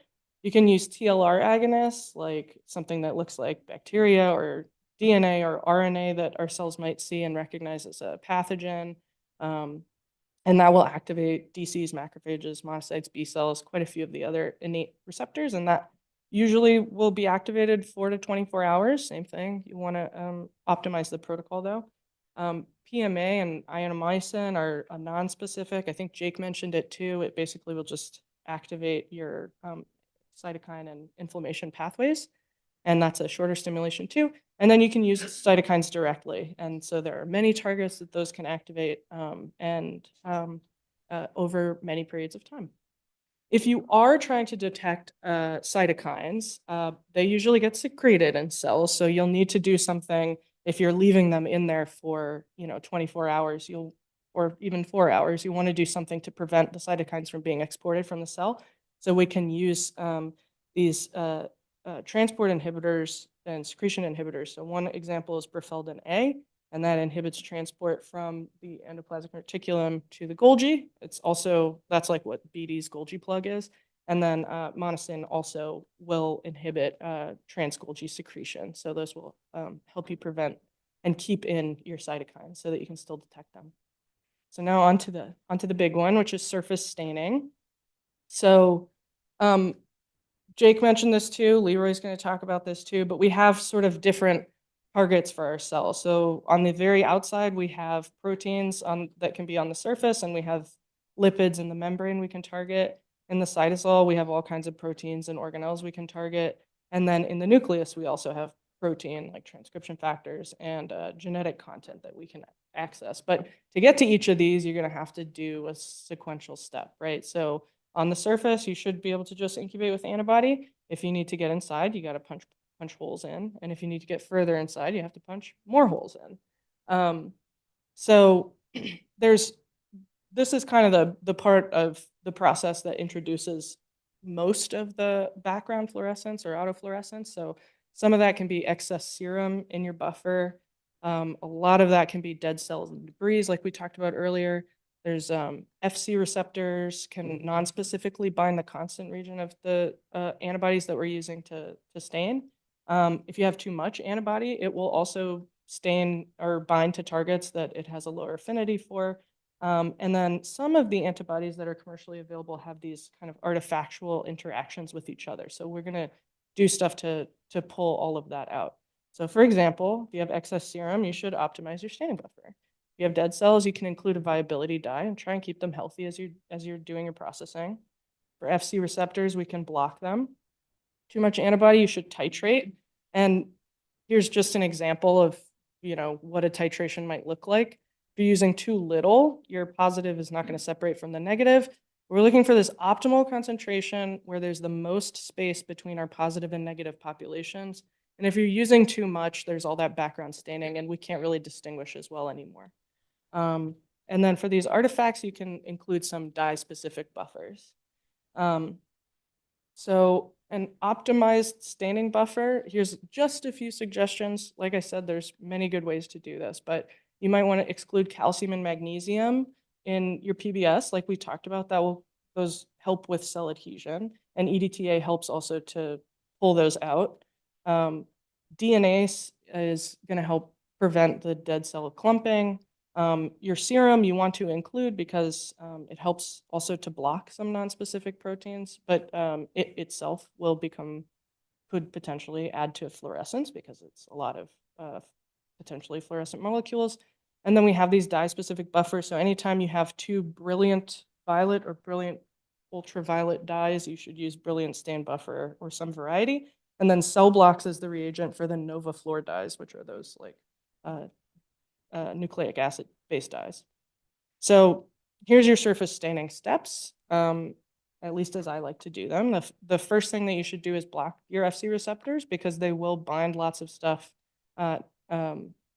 all of the antibodies that you're using. So what we want is this is our target probe, and this is our target antibody. It's fluorescent, and it's binding properly. It's fitting that lock and key. But here is an FC receptor, and it will bind the wrong part of that. So if we add in a block for CD16 or 32 or 64, it will prevent these guys from coming over here. So we'll do that first. You can block for 10, 15 minutes. You can block for a lot longer too. It's fine. But these are unconjugated, and that will help prevent that background binding. Next thing you should do is stain. So put your antibodies in there, and they will bind to their targets, hopefully, on the surface of your cell. Very standard to do half an hour for 4 degrees. You can include your viability dye here. A lot of people also include it earlier. And it's a good idea to avoid light with any of these fluorescent molecules so that we are not causing photobleaching. And one also note, there's a variety on the protocols, and Joel pointed out recently there was a good publication about people who have done, rather than sequential staining, they've done intracellular and surface staining all together overnight, and were able to reduce the amount of antibody they use and also reduce the background staining. So just, a good reason for optimizing your protocol. And then after you stain, you should wash it, and you're ready to go. But if you're sorting, just a note, if you continue from here to fix and permeabilize your sample, it will be dead. So if you want dead cells sorted back, that's good. You can do it. If you want live cells, you should just stain the surface. So that's just a little reminder. But yeah, okay, so now on to fix and perm, and Leroy's going to take it from here. Great. So Sarah just gave us a nice sample that is stimulated and stained. Now we're gonna fix and perm it. And the first question is, of course, why would you fix and perm? What are you trying to achieve? So fix and perming is basically allowing your reagents, and specifically your antibodies, to get inside your cell to detect your target of interest. And the fixing step basically locks the molecules and the cellular structures together, so that then after, when you permeabilize, you open up the membranes, your cells don't fall apart. And so other reasons you would fix only could be that you, for example, work with infectious reagents or in cells or samples, and therefore you want to activate them before you run them on a cytometer. So you take them, for example, from BSL2 to BSL1. Another reason could be that you don't want to analyze your cells directly. So you want to basically stop the life step of the cells, store them overnight in the fridge or maybe over the weekend. And therefore you can increase your storage time of samples, because with fixation, the cellular processes stop working and degradation, is limited. A couple of factors to take into consideration those fix and perm steps, and what we will talk about is that you have to know what the location is of your target of interest, that the buffer systems that you choose for your fix and perm should keep the morphological light scattering characteristics of your cells intact, so that you're looking at biologically relevant events when you do your flow cytometry. That you look at the compatibility of your antibody clones to the fix and perm buffers, because some of your clones maybe detect epitopes that are lost after you incubate with certain buffers. And you want to minimize your background staining. As Sarah said, if you increase that staining, which can definitely happen with fixation, you decrease the resolution of seeing positive events from negative events. So where are your targets located in the cell? You basically have to can divide your location of your targets into two compartments, the cytoplasm and the nucleus. For the cytoplasm, if you're, for example, interested in looking at cytokines or organelles or cytoplasmic transcription factors, then you want to do cytoplasm intercellular staining. And this type of fixation that you then need to, the type of fixed perm you then need to do is a gentle fixation and then light permeabilization, because you only have to basically permeabilize the plasma membrane so that your antibodies can then get into the cytosol. Important here is that, especially if you look at cytokines and all other soluble proteins that are normally in the cytoplasm, that you take a fixation that cross-links the molecules inside the cell. Because if you just would fix the cell, for example, with by denaturation, and you would later open up the cell, some of your molecules might be able to float out of the cell, so you're starting to miss your targets of interest. The other location you could be interested in is a nucleus. This is where you can find your transcription factors, DNA binding proteins. Here it's important that after you do a quick fixation, that you do a more stringent permeabilization, because you actually have to go to true membranes. After the plasma membrane, you also have to go into through the nuclear membrane with your antibodies to detect your targets of interest. And so fixation reagents in this case could include the cross-linking reagents, like I mentioned, or some organic solvents. So if we talk about fixation buffer options, there are basically two groups. The first group is aldehyde-based fixatives. Paraformaldehyde is the most commonly one used in flow cytometry. This one does the cross-linking, so it non-selectively fixes all the molecules that are in proximity to each other through binding the lysine residues together. With this step, you basically just want to incubate your cells with the paraformaldehyde for up to 30 minutes, 15 to 30 minutes, followed by permeabilization, or you could do the permeabilization step together with this incubation with paraformaldehyde. The limitations of paraformaldehyde are important to know. If you incubate too long with this compound, you increase the autofluorescence significantly. So never overnight fix your samples, for example, when you do flow, because you increase the autofluorescence a lot.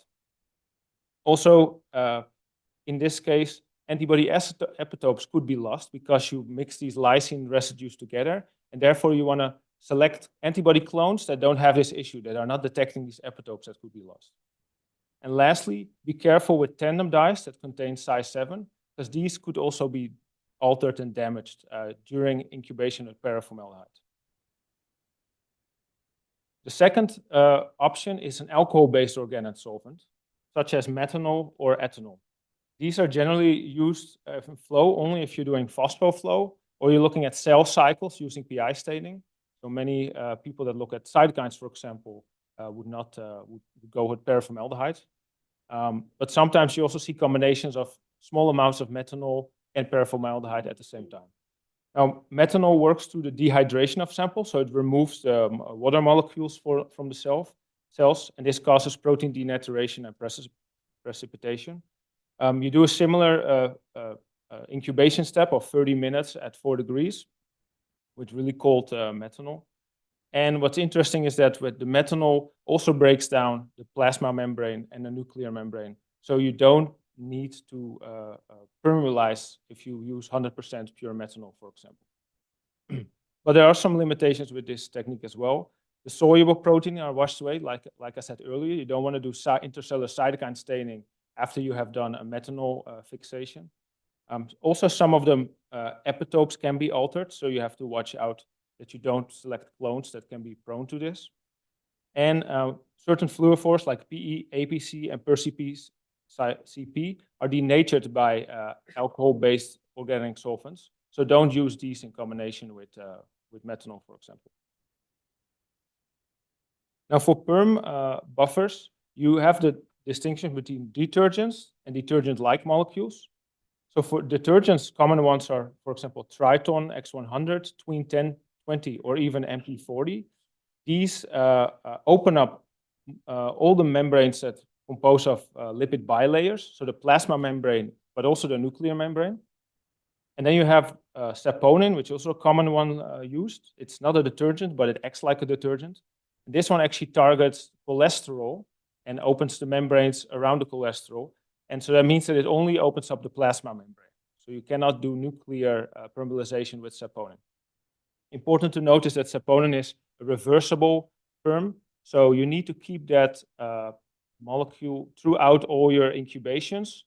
If not, the cells will actually close again, and then your antibodies can either not enter the cell or not exit the cell. So keep saponin in all your buffers. So the step is that you permeabilize the cells for 15 to 30 minutes at 4 degrees. And you can do this in conjunction with your fixation step at the same time. So many protocols you see do fix and perm at the same time in the same step. Importantly is that you add BSA or FBS during the permeabilization and during your intercellular staining, because otherwise you might see an increase in non-specific binding of your antibodies. So to summarize, when you design an experiment, make sure that you know what the location is of your target of interest. If you think that your target is cytoplasmic, go for gentle fixation and light permeabilization. But if you think your target is nuclear, so deeper inside the cell, go for a more stringent permeabilization.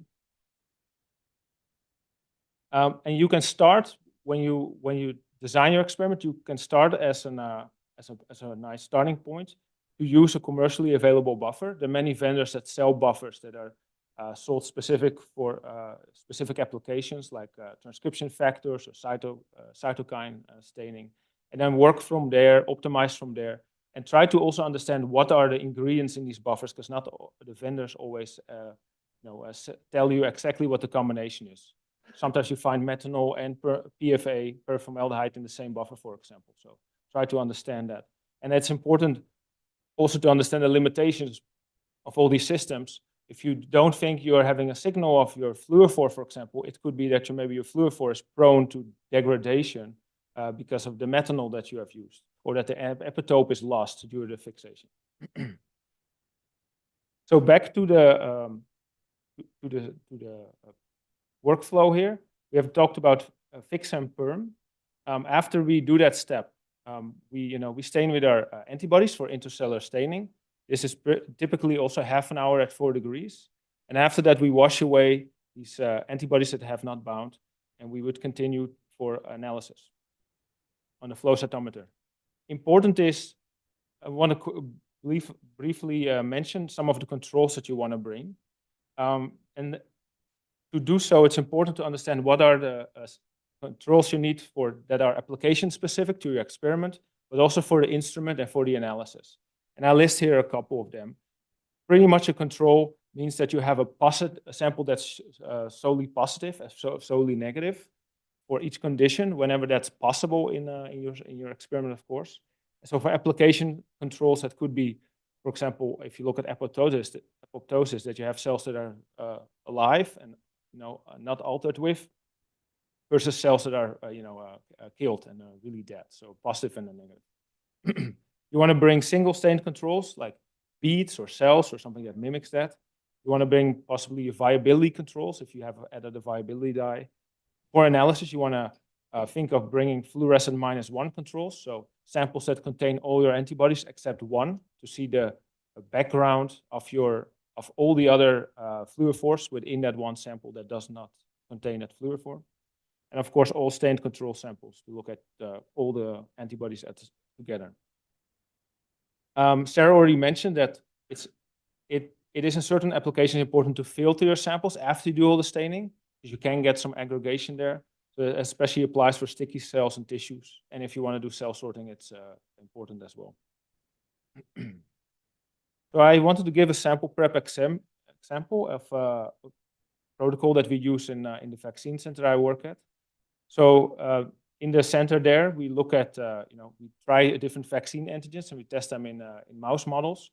And here I want to discuss an stimulation in vitro of mouse spleen cells that come from mice that were vaccinated previously, to look at the antigen-specific T cells that are induced by these immunizations.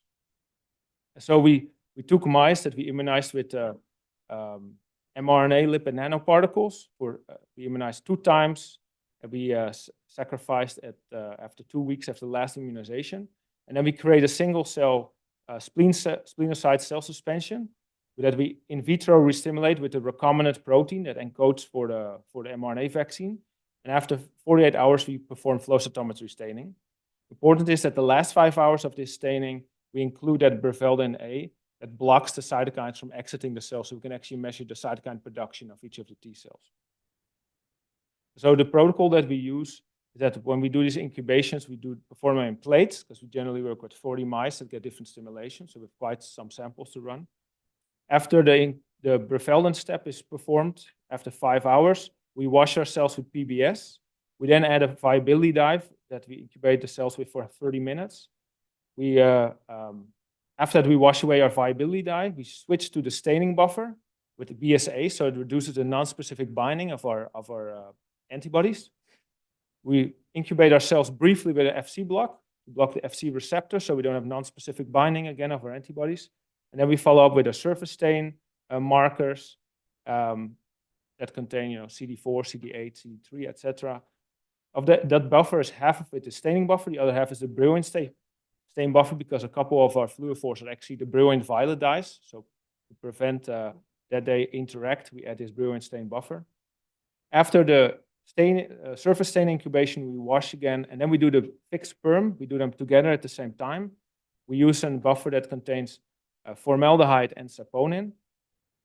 After the fixed perm, we wash, and we keep it in a perm wash buffer that contains the saponin, so that the cells remain open and our antibodies can enter and exit easily. We incubate our cells with our intercellular markers here, again in the fixed perm buffer and the brilliant stain. And after that, we wash away all these buffers, and we run the cells of flow cytometry. Now, most of the washes are usually done by centrifugation. We in our lab have a laminar wash instrument that basically removes that centrifugation step. It just washes the top level of the solution. And we run our cells on a spectral cytometer.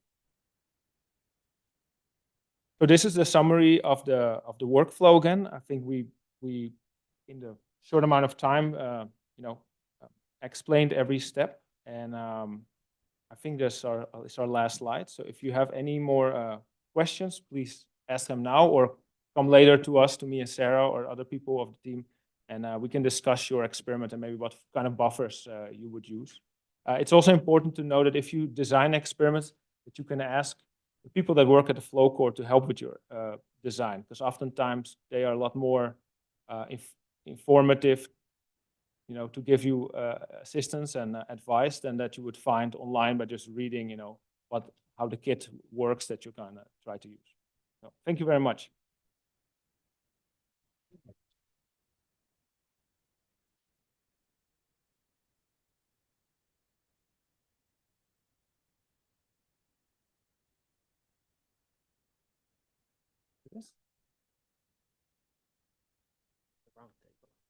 Okay.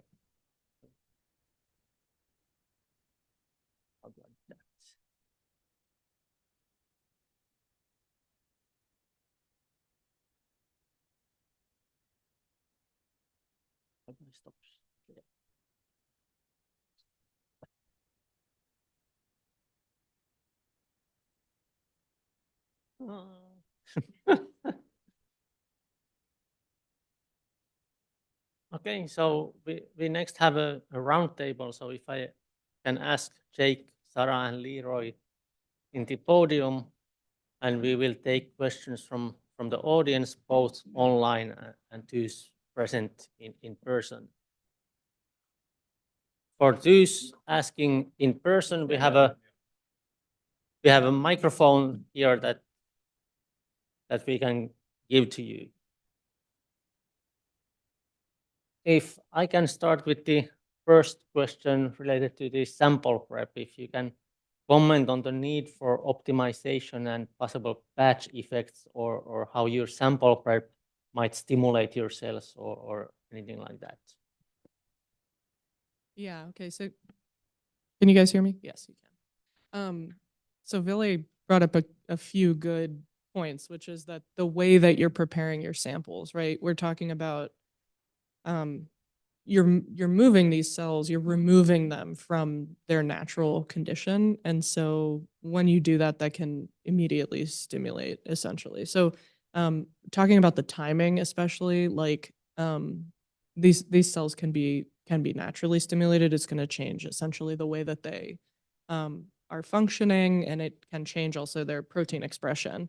So it might change your analysis too. So that's really the good reason. I mean, to go through all the optimization is that kind of something Leroy mentioned too, is that if you're using the antibodies, you're using all the reagents that you expect to work, but you're not seeing signal, you know, sometimes it's a bad antibody. They mostly go through QC. I mean, occasionally it happens. You might need a different clone or something, you know, but in general, they've been tested and they ought to work. So it really could be another aspect of the sample prep. So that's the reason. And you can see, right, we simplified it to what, like 10 or 11 steps, but each of those steps has, you know, a few buffers, it has a few different concentrations and potential times, and you can combine some steps or you can exclude some steps. So, you know, there's always a good starting place with your lab. I know it can maybe seem intimidating to go through all of this, but really and truly, like, we don't always want to titrate every antibody, especially as we're doing like a 40 color panel, something like that. But like, you just should, you really just should. Like, it makes your data a lot cleaner. So any other thoughts? And also it sounds obvious, but it can be easy to forget. Make sure you're very careful and treat your reagents the way they're supposed to be. I once had a lab, they said, oh, my antibody's not staining anymore. And so I actually ended up talking to one of the grad students. So how do you store this? They say, oh, it's an antibody. I put it in the freezer, right? Because with Western antibodies, you do, but not with flow antibodies. And so that was a pretty easy problem to figure out. So if you are having issues, talking with the actual grad students or undergrads or techs or whoever you have actually handling the sample, sometimes you might find it was a human error along the process. And addressing that can really help solve those issues too. I think what I can also mention, I think I didn't say it in the presentation yet, but I don't want to stress enough that you should keep all your samples at 4 degrees, even after sample collection. We in the past had, you know, endpoint animal studies where we would harvest the tissues and we would just keep them at room temperature and then bring them upstairs. And as soon as somebody started, you know, bringing ice to the animal facilities, We saw a lot of improvements in the data, a lot of improvements in the sample prep, like less junk in your tubes, and also the data becomes more statistically significant. So that's for me really important that the final result looks good, and it's not that much work to bring ice and have ice everywhere involved. So I would highly recommend that. Okay, do we have any questions from? Yes, I will.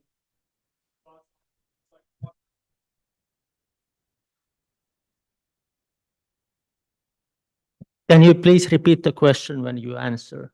Yeah, the question is, what are your thoughts on the monocyte blocker? Yeah, so they're sticky, right? And they can bind a lot of stuff kind of non-specifically. That's their job. Well, first of all, I mean, it can be valuable, but it's really important to consider your scientific question. So, like, if that's your cell of interest, it's you know, it's pretty important to include.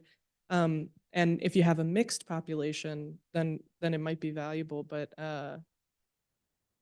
otherwise, like, you know, you may not necessarily need to. I think it's, I mean, I know it's a little bit of a hand wavy answer, but it really depends on what your question is. Personally, I haven't used it. Like I just use broad FC block to try and prevent that like non-specific staining, but that's me. I don't know if anybody else has used it around the FlowTex world, but yeah.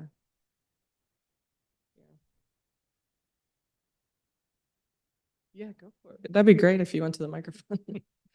There are microphones on the side, by the way, guys. You probably have to turn it on, man.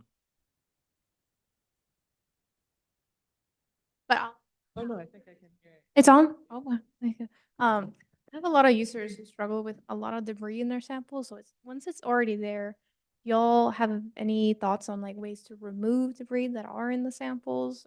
The only thing I can think of is like positive enrichment, but I don't know if other tricks y'all know of. Well, one I found is we have a brain center at our university. So if you ever worked with neurons or anything like that, it's a mess because myelin is just the worst. And so you can use things like positive selection beads or something like that. But even just a Percol or Ficol gradient, that can get rid of a lot of debris, especially if you know roughly how big the debris is compared to your cells. So if you're having really big debris issues, that's probably the easiest because you just spin it down and grab the fraction you want, and that's a huge enrichment.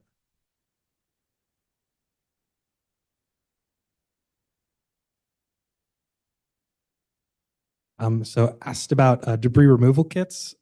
The only one I've ever seen used is the myelin removal kit, and it worked pretty well. When they first tried it without it, the forward and side scatter plot, it was just a big black triangle, and there were cells in there somewhere. But then after they used it, we could actually, like, it didn't get rid of all the myelin. There was still the giant black streak, diagonal streak, but the cells were actually, you could find them. So I can say that one works really well. I don't know about any other debris removal kits. Anyone else used any of them? Yeah, I haven't personally.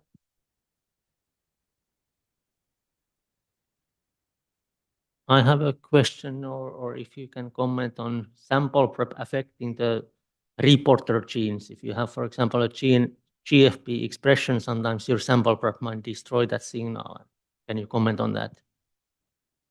Yeah, so Leroy kind of touched on this too, but when you do that like alcohol-based fixation, like if you have internal GFP, it can come out of the cell for sure. And then some of the, yeah, I guess some of the other reagents can potentially destroy the signal too, although I'm not remembering exactly which ones, but. So I know we used RFP, and I know that didn't work real well with PFA fixation. So like a lot of things, it's fluorophore dependent for sure. I'm sure whoever you bought the mouse or transfection or whatever, if you ask them, they'll probably tell you what will quench your signal and what won't. Or you get to find out empirically. That's half of what cytometry is, right?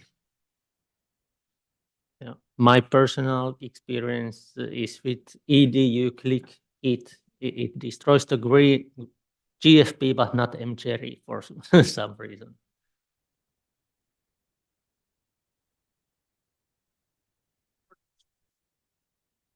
If you have questions, you can come to the mics too, if you want to make the journey. Otherwise, you can yell. More of a comment than anything. I don't know about Joel, but he and I run fairly parallel, similar analyzer classes, and I have found people shocked because they've never seen a nomogram. Nomogram is that chart that relates centrifuge radius to the Gs you want to the RPMs you need. And I've had clients come into my core and go, cells kind of look a little dead. What'd you use? Oh, the microfuge. Really? How did you run the microfuge? Oh, we used the hot button. I said, you realize that's 15,000, 16,000 times G. Your cells only need 500. And to use the microfuge with a hot button, you're basically blowing the nuclei right through the membrane. So I actually have it in my lecture, and I actually say with an 8 centimeter centrifuge, here's what you want for your Gs. Oh, it comes to 2,300 RPM on that particular fictitious centrifuge. So that's what you need to turn that microfuge down if that's what you want to use. So I try to tell labs that nomogram needs to be up in every lab, or at least over every centrifuge. I don't know Yes. if If I can side comment on that, even with much slower RPMs that you don't kill anything, but you might create such a thick pellet that it's really difficult to get single cell suspension afterwards. I don't know if I missed it in your talk, but can you just explain a little bit more about the concentration, especially final concentration for sorting and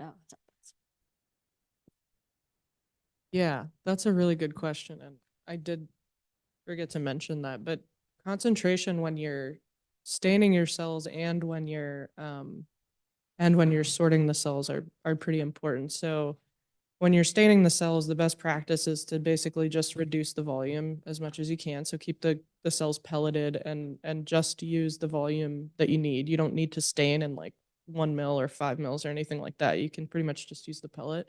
And it allows you to reduce the amount of antibody. It's just like, it's just direct, physics. If or statistics, really, there's the more space that the antibody has to cover, it's going to be harder to get to its epitope. So, and that can result in all the non-specific binding by having to use too much antibody. So highly concentrated for staining. And then for sorting, that's also very important. So, when you're sorting your cells, if they're not concentrated enough, if anybody has done cell sorting, then you know that it can take like hours and hours and hours because they're not passing through the cytometer well enough, although the sorter is going to capture it efficiently. But if it's too concentrated, then the machine is not really going to be able to pick it up. I think we've all seen most of us have probably used Diva, and it's got event rates and then the abort rate. And so when there's too many particles and a bunch of debris and they're going through fast, the computer can't process it quickly enough. And so when you're analyzing, okay, maybe you'll still capture as many cells as you need, but when you're sorting, if the machine can't tell the difference between it and another event, it throws both of them away. So those might be precious cells that you need. So you will want to optimize that. And I mean, I'll just throw out, ballpark, about 20 million cells per ml will be a healthy concentration in general for immune cells. And also, if you're using cells to run your single compensations, make sure you stain at the same concentration for your singles as for your all sample. Because if you compensate it based on one staining and then you have to change the voltages, then that compensation is no longer valid.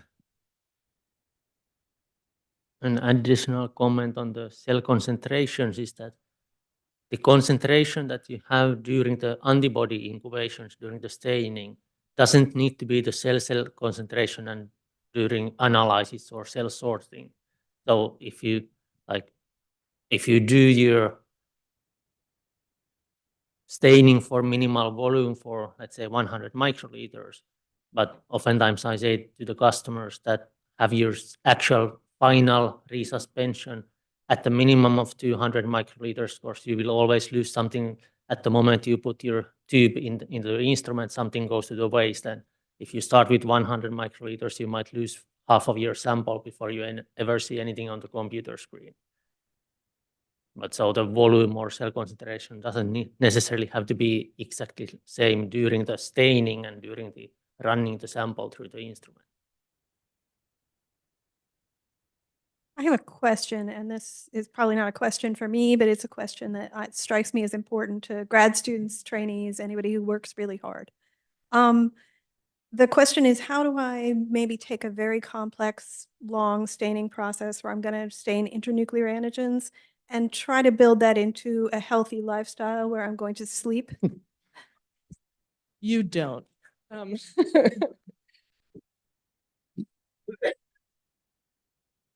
Yeah, it's a good question because we all went in that struggle. I think in our lab we have developed one protocol where we can do an overnight pause step basically. So we do the sample collection in the morning, we do the staining during the day, and then sometime in the afternoon we do the fix, and then we basically put it in a normal PBS BSA buffer overnight, and then the next day we do the perm step and then the intercellular staining, and then we can analyze the cells in the early afternoon. So we can break it up like that. I don't know. Yeah. And sometimes you can't break it up, and you do just have to put in a 14-hour day. And I recommend not doing that more than once a week.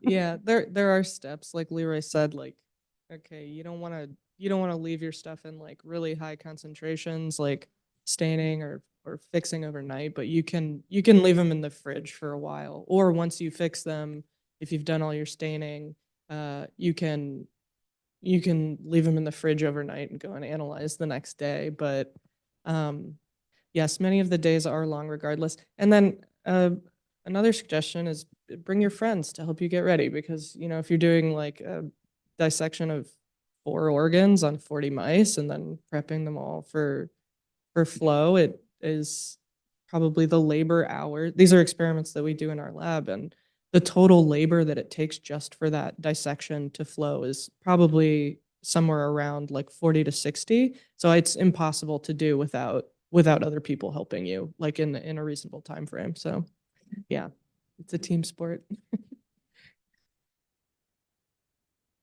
I have a question. So if you have a tissue like a xenograft tumors, what are the factors that you can look for to increase your viability? I know that you mentioned keeping it in ice, of course, it's very important, but what are the other factors that we can adjust or look to increase the viability if we have a tissue problem with that? One thing I found is really helpful is working quickly, and that just takes a lot of practice. You know, if it takes you an hour to dissect a mouse, you're going to have a lot fewer cells than if it takes 15 minutes. And also that can determine where you put those tumors to make it easier to get it out. But when you're dealing with cells, speed's important because every minute they're sitting out is a minute that they're dying. Yeah, and then that's really where like the protocol optimization comes in. So like even just the mechanical dissociation step, like you have those like electric homogenizers, like those might be too harsh for some cells. It might end up lysing them. So you do something gentler and you do it manually, or you cut them first, that kind of thing. So it's really just kind of, it's all that protocol optimization that we talked about, or like, you know, your collagenase concentration, or, you know, same thing, trying to get your immune cells or your cells of interest away from your debris as quickly as possible so that you're not losing them in all that junk that is very sticky. But yeah, working fast and cold. And also depending on the tumor, some tumors are more robust than others. So maybe you can pick a different xenograft that's just a tougher stuff. Thank you. Hey, so I know for you guys working in different flow cores, you've probably seen one protocol being, you know, run by a multitude of different users, and you have a wide variation of results. let's say. As far as trying to troubleshoot those less successful assays or protocols, do you guys have any kind of centralized like online resources for following protocols more strictly, or do you just kind of have to do it as a case-by-case basis? You guys usually point to a gold standard of you know, a certain white paper with a generalized protocol. How do you guys kind of deal with your variance in what customers bring you on one protocol? Well, I actually don't work in a core anymore, Ryan, but Oh, right. just kidding, but I did. Yeah, so I think the most successful when somebody's dealing with like a really tough tissue that I had like would be, you know, if you're like isolating TILs in a brain tumor, you know, those are tough tissues to work with and it often looks very junky. The big advantage of being in a core though is that you probably know somebody who does it well.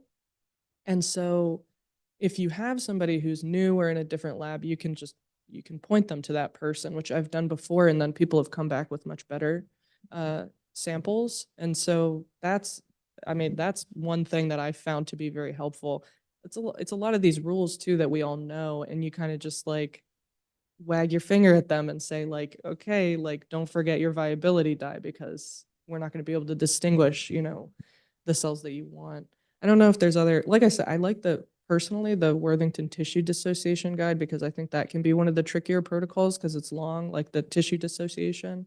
I don't know if you guys have other, I know you didn't work in a core, but. Yeah, in our lab, we have a lot of people that do sample prep, but really the flow staining is only done by 2 or 3 people. And we kind of like work together on optimizing protocols. So we're pretty consistent in how we prepare our samples for flow. I don't know if that answers your question. So I have a pretty small core, so I can actually pretty easily meet with my users. And what I'll usually do if they're having trouble is I'll start by looking at the flow plots from the very beginning. And like for example, one lab, when I looked at forward scatter area versus forward scatter height, I could immediately tell, oh, this dissociation is terrible. And I asked him how old his collagenase was, and he said it's probably not more than a year old. I think maybe you should get new collagenase. And they got new collagenase and it worked great. So sometimes even just like looking at even the plots before the fluorescence can help reveal things like that. But then also talking with the actual people who do it, like that's how I was able to troubleshoot the don't put your antibodies in the freezer. And so a lot of times even just talking to users and walking through the process start to finish, it can become real obvious real quickly, this is the step you messed up and this is why it's not working for you. And of course that requires the users as well to, you know, please be honest. Don't lie to your core directors, be like, oh, I did this right. We're trying to help you. I would tend to agree with the panelist here that I feel that the best way to help people is to talk with them and direct them to somebody who has done it before. Like lots of like, how do you digest some tissue? Exactly what enzymes you use and with temperatures and how long? It's really a kind of art. Like just reading the cookbook doesn't really help if there is plus minus 50% time here and there and it's really somebody has to demonstrate it to you sometimes. And then the other aspect is this kind of easier technical problems. Did you block the FC receptors? Did you do something? What kind of buffer you used? But at least in our core, we are very small, but like it's all research, no clinical work or anything like that. So each group has their own animal model. Some is studying muscles, some is studying lungs, some is brains. So it doesn't really, there is no universal golden book that I could give to all of them. Great, thank you. All right, I have 2 questions from the online audience. First question, do you need to do viability staining as a first step when using a DNA binding dye? I mean, a DNA binding dye is a viability stain.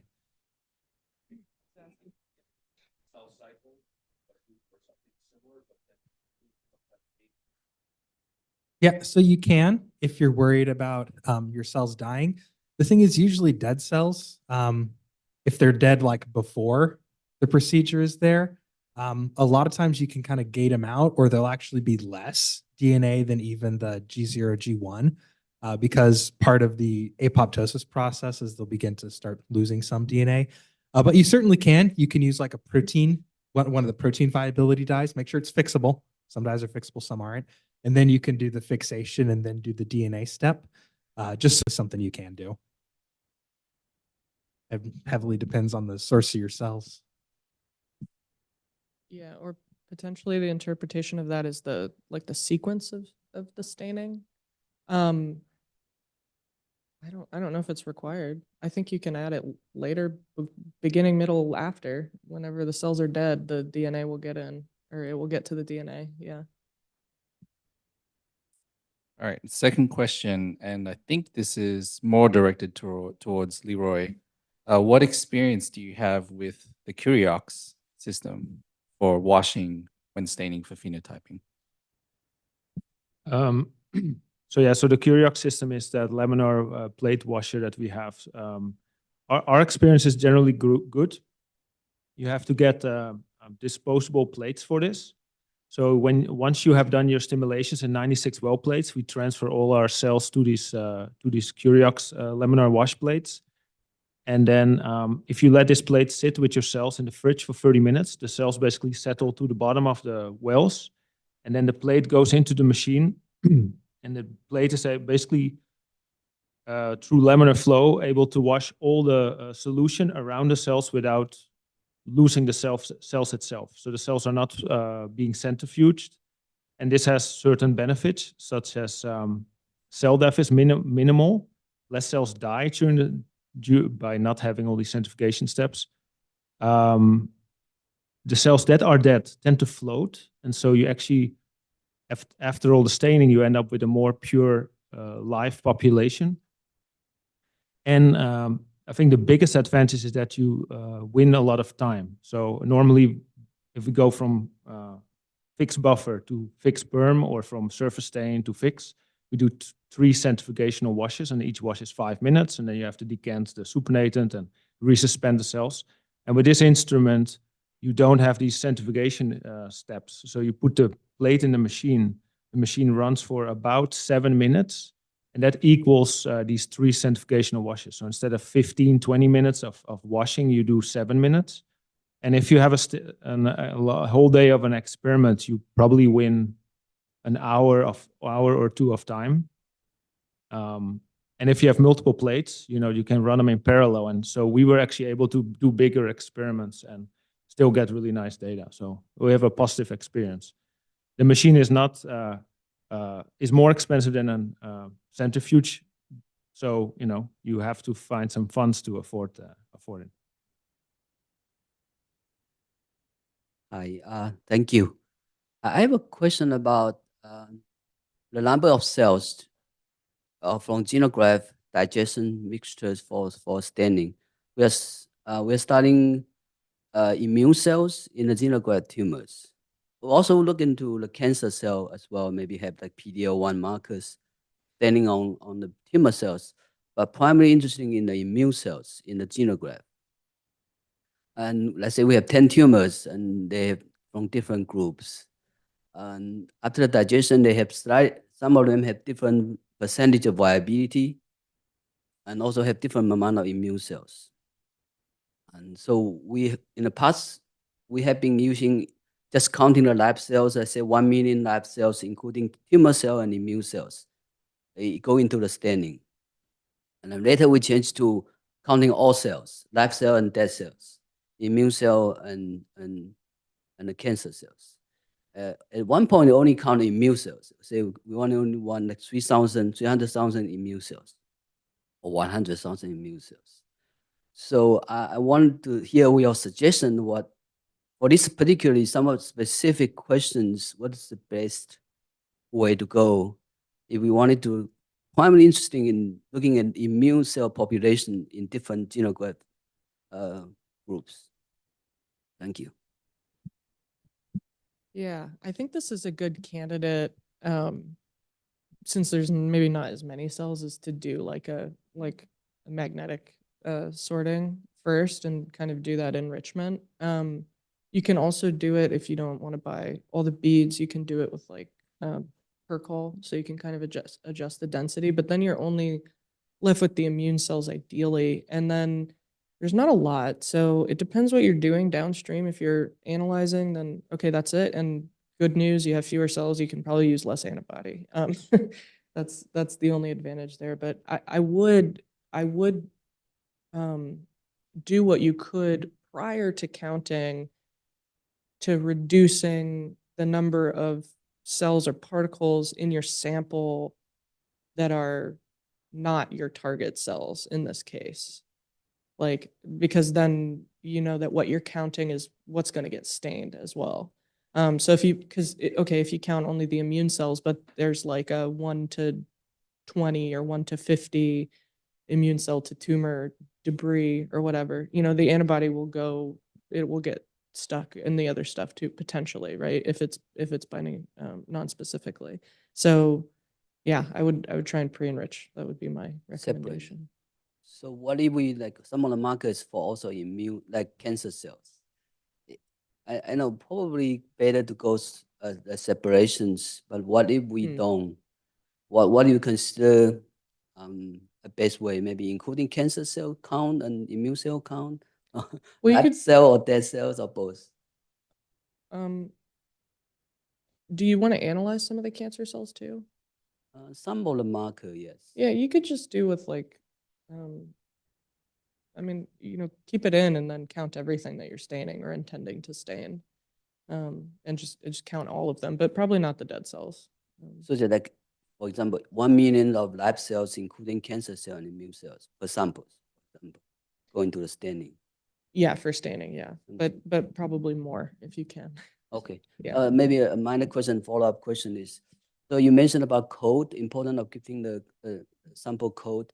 So I understand you need to keep the tumor code while you're doing dissecting, and after the digestions, after filtering through the like 70 micron, after that, is it important or what step need to be keep cold? Cell need to be continue to keep cold after that? After digestion and staining and sorting? Yeah, after digestion, after you kind of filter it, counting. Yeah, it's still a good idea to keep. First of all, your antibodies, it's good to keep cold, but then also during the staining, yeah, good to keep cold. Again, because the staining process can take a few hours. It will just prevent them from continuing to die. Okay, thank you. My general advice, if I can comment, my general advice to people is that in general terms, if you are working with live cells, then work on ice, on cold. If you are working with fixed dead cells, you can work on bench in a room temperature. Most of the time, at least. On temperature, on temperature, I'm not only just on ice, sometimes on organs, we like cold, wet ice, because what that does is it allows the temperature to stay the same at closer to 0 as opposed to 4 degrees, which is, or refrigerator temp or whatever, or the ice temp, kind of the air in the ice kind of changes that. So I would always keep it as, cool and also protected from light, even though the floors are better now, once they're labeled. As of the xenograft tumors, remember that when you're setting up your titration, you're titrating to volume, not necessarily cell number, although you do want to keep it within a reasonable amount of number. You are doing it to a volume. So you're going to always label in the same amount of volume that you set up. And then if you have to scale up, you got to make sure to titrate to that scale up because it's not necessarily linear.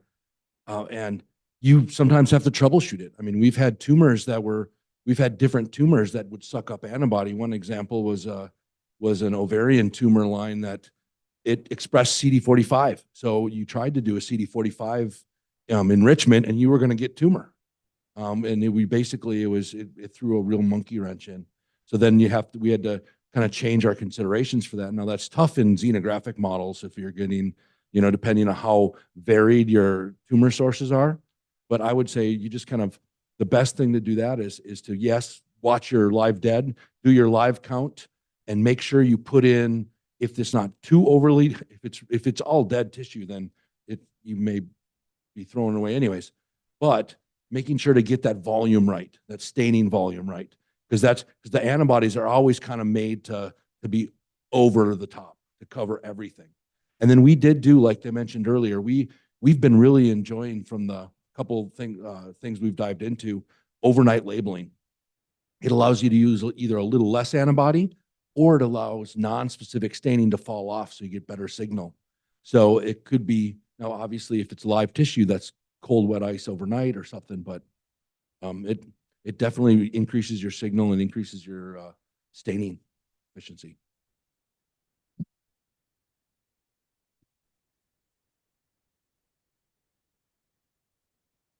Yep, exactly. Volume. Okay. So we're titering to a specific volume, like 100 microliters, or when you're dealing with organs, you may be in 1 mil, right? Because I mean, if it's a bigger organ, so you're tighter to that. You're not tighter. You don't just take the 100 microliter. Oh, I put this much antibody in it for 100 microliter. If I multiply times 10 and put that in 1 mil, that doesn't always work. Sometimes you have to retiter for the larger volume. One of the things that happen when people go from doing their analysis and then they say, oh, I'm going to go do cell sorting on this large organ, I can upscale it. And it doesn't always work. You have to tighter for the larger volumes.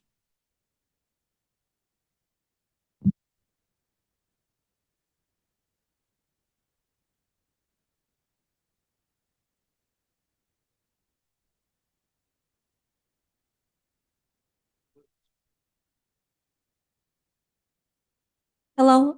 Yeah. Firstly, thank you for the talk. Very informative. So I also have a question on, like, I have two questions, and first is related to the temperature. So some of the protocol says, do the staining in the room temperature with a shorter time than 30 minutes on ice. So still, do you think the staining on the ice would help the viability goes higher and better procedure? So usually staining on ice helps with viability, but that's not the only thing you have to consider. Is some stains, you might need to get the stain better, and so you might have to just sort of sacrifice that viability in order to get a good stain. I don't know the specifics, but so not everything stains like an antibody that you can easily do 30 minutes on ice. Some stains you have to do differently, and so at least the first time I'd try doing what they recommend, and if that doesn't work, then you can start troubleshooting. I see. And the second question is, sometimes we like stimulate the mouse with the like in vivo stimulation, like inject the LPS or feed the high-fat diet and get the primary cells and test the intracellular staining, like cytokines in the macrophage or the cells. And in that case, do you think treating Golgi plug before, like after isolating the cell, treat the Golgi plug and test the intracellular staining is necessary?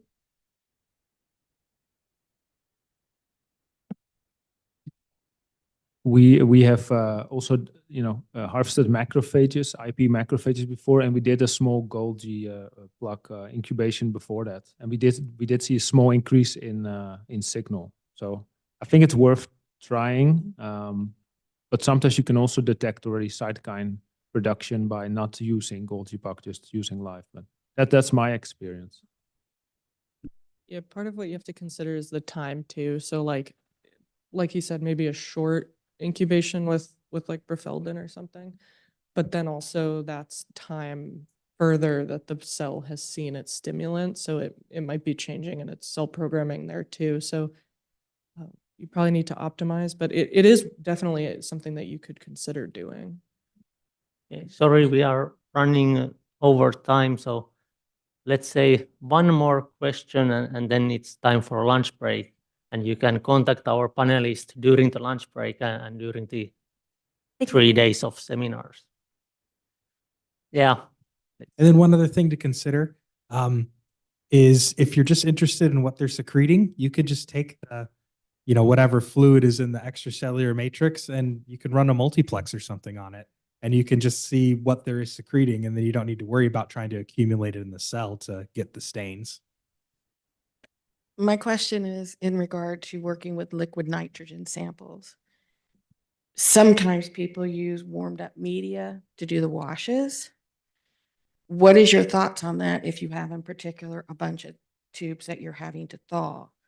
Would it be better to be in 4-degree media on ice while you're doing your processing? Or would it be better to just use the warmed up media from the thawed sample?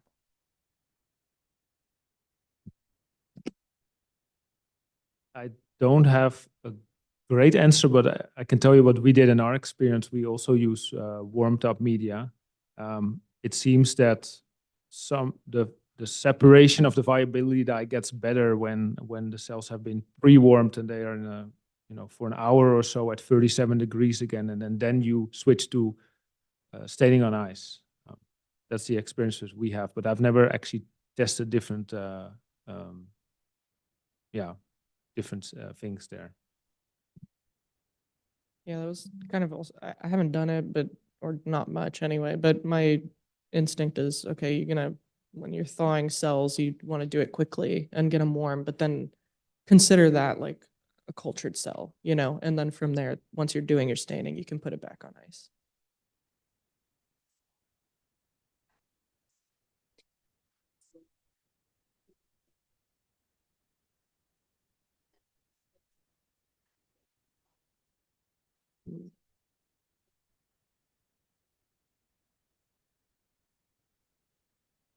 That is a good question, but yeah. So, and this is a bit ago, but originally when I was working and we were doing a lot of freeze down thaws, and we would do it where we would get it and do warm media right away, because the most important part is just when those cells start to thaw out and you can get it out of your freezing media is one, they're also in DMSO. So you put it in the warm media as like a little ice cube, it'll then thaw. And the faster the thaw, the better results we had for viability later. And like Leroy said, you'd have them warm for a little while and kind of like a little recovery time. Then you can go to 4 degrees. That was our best. That was the way we had. That's for hemopoietic progenitors and monocytes and T cells in human. My experience. Okay, thank you for all the questions and to our panelists for answering them.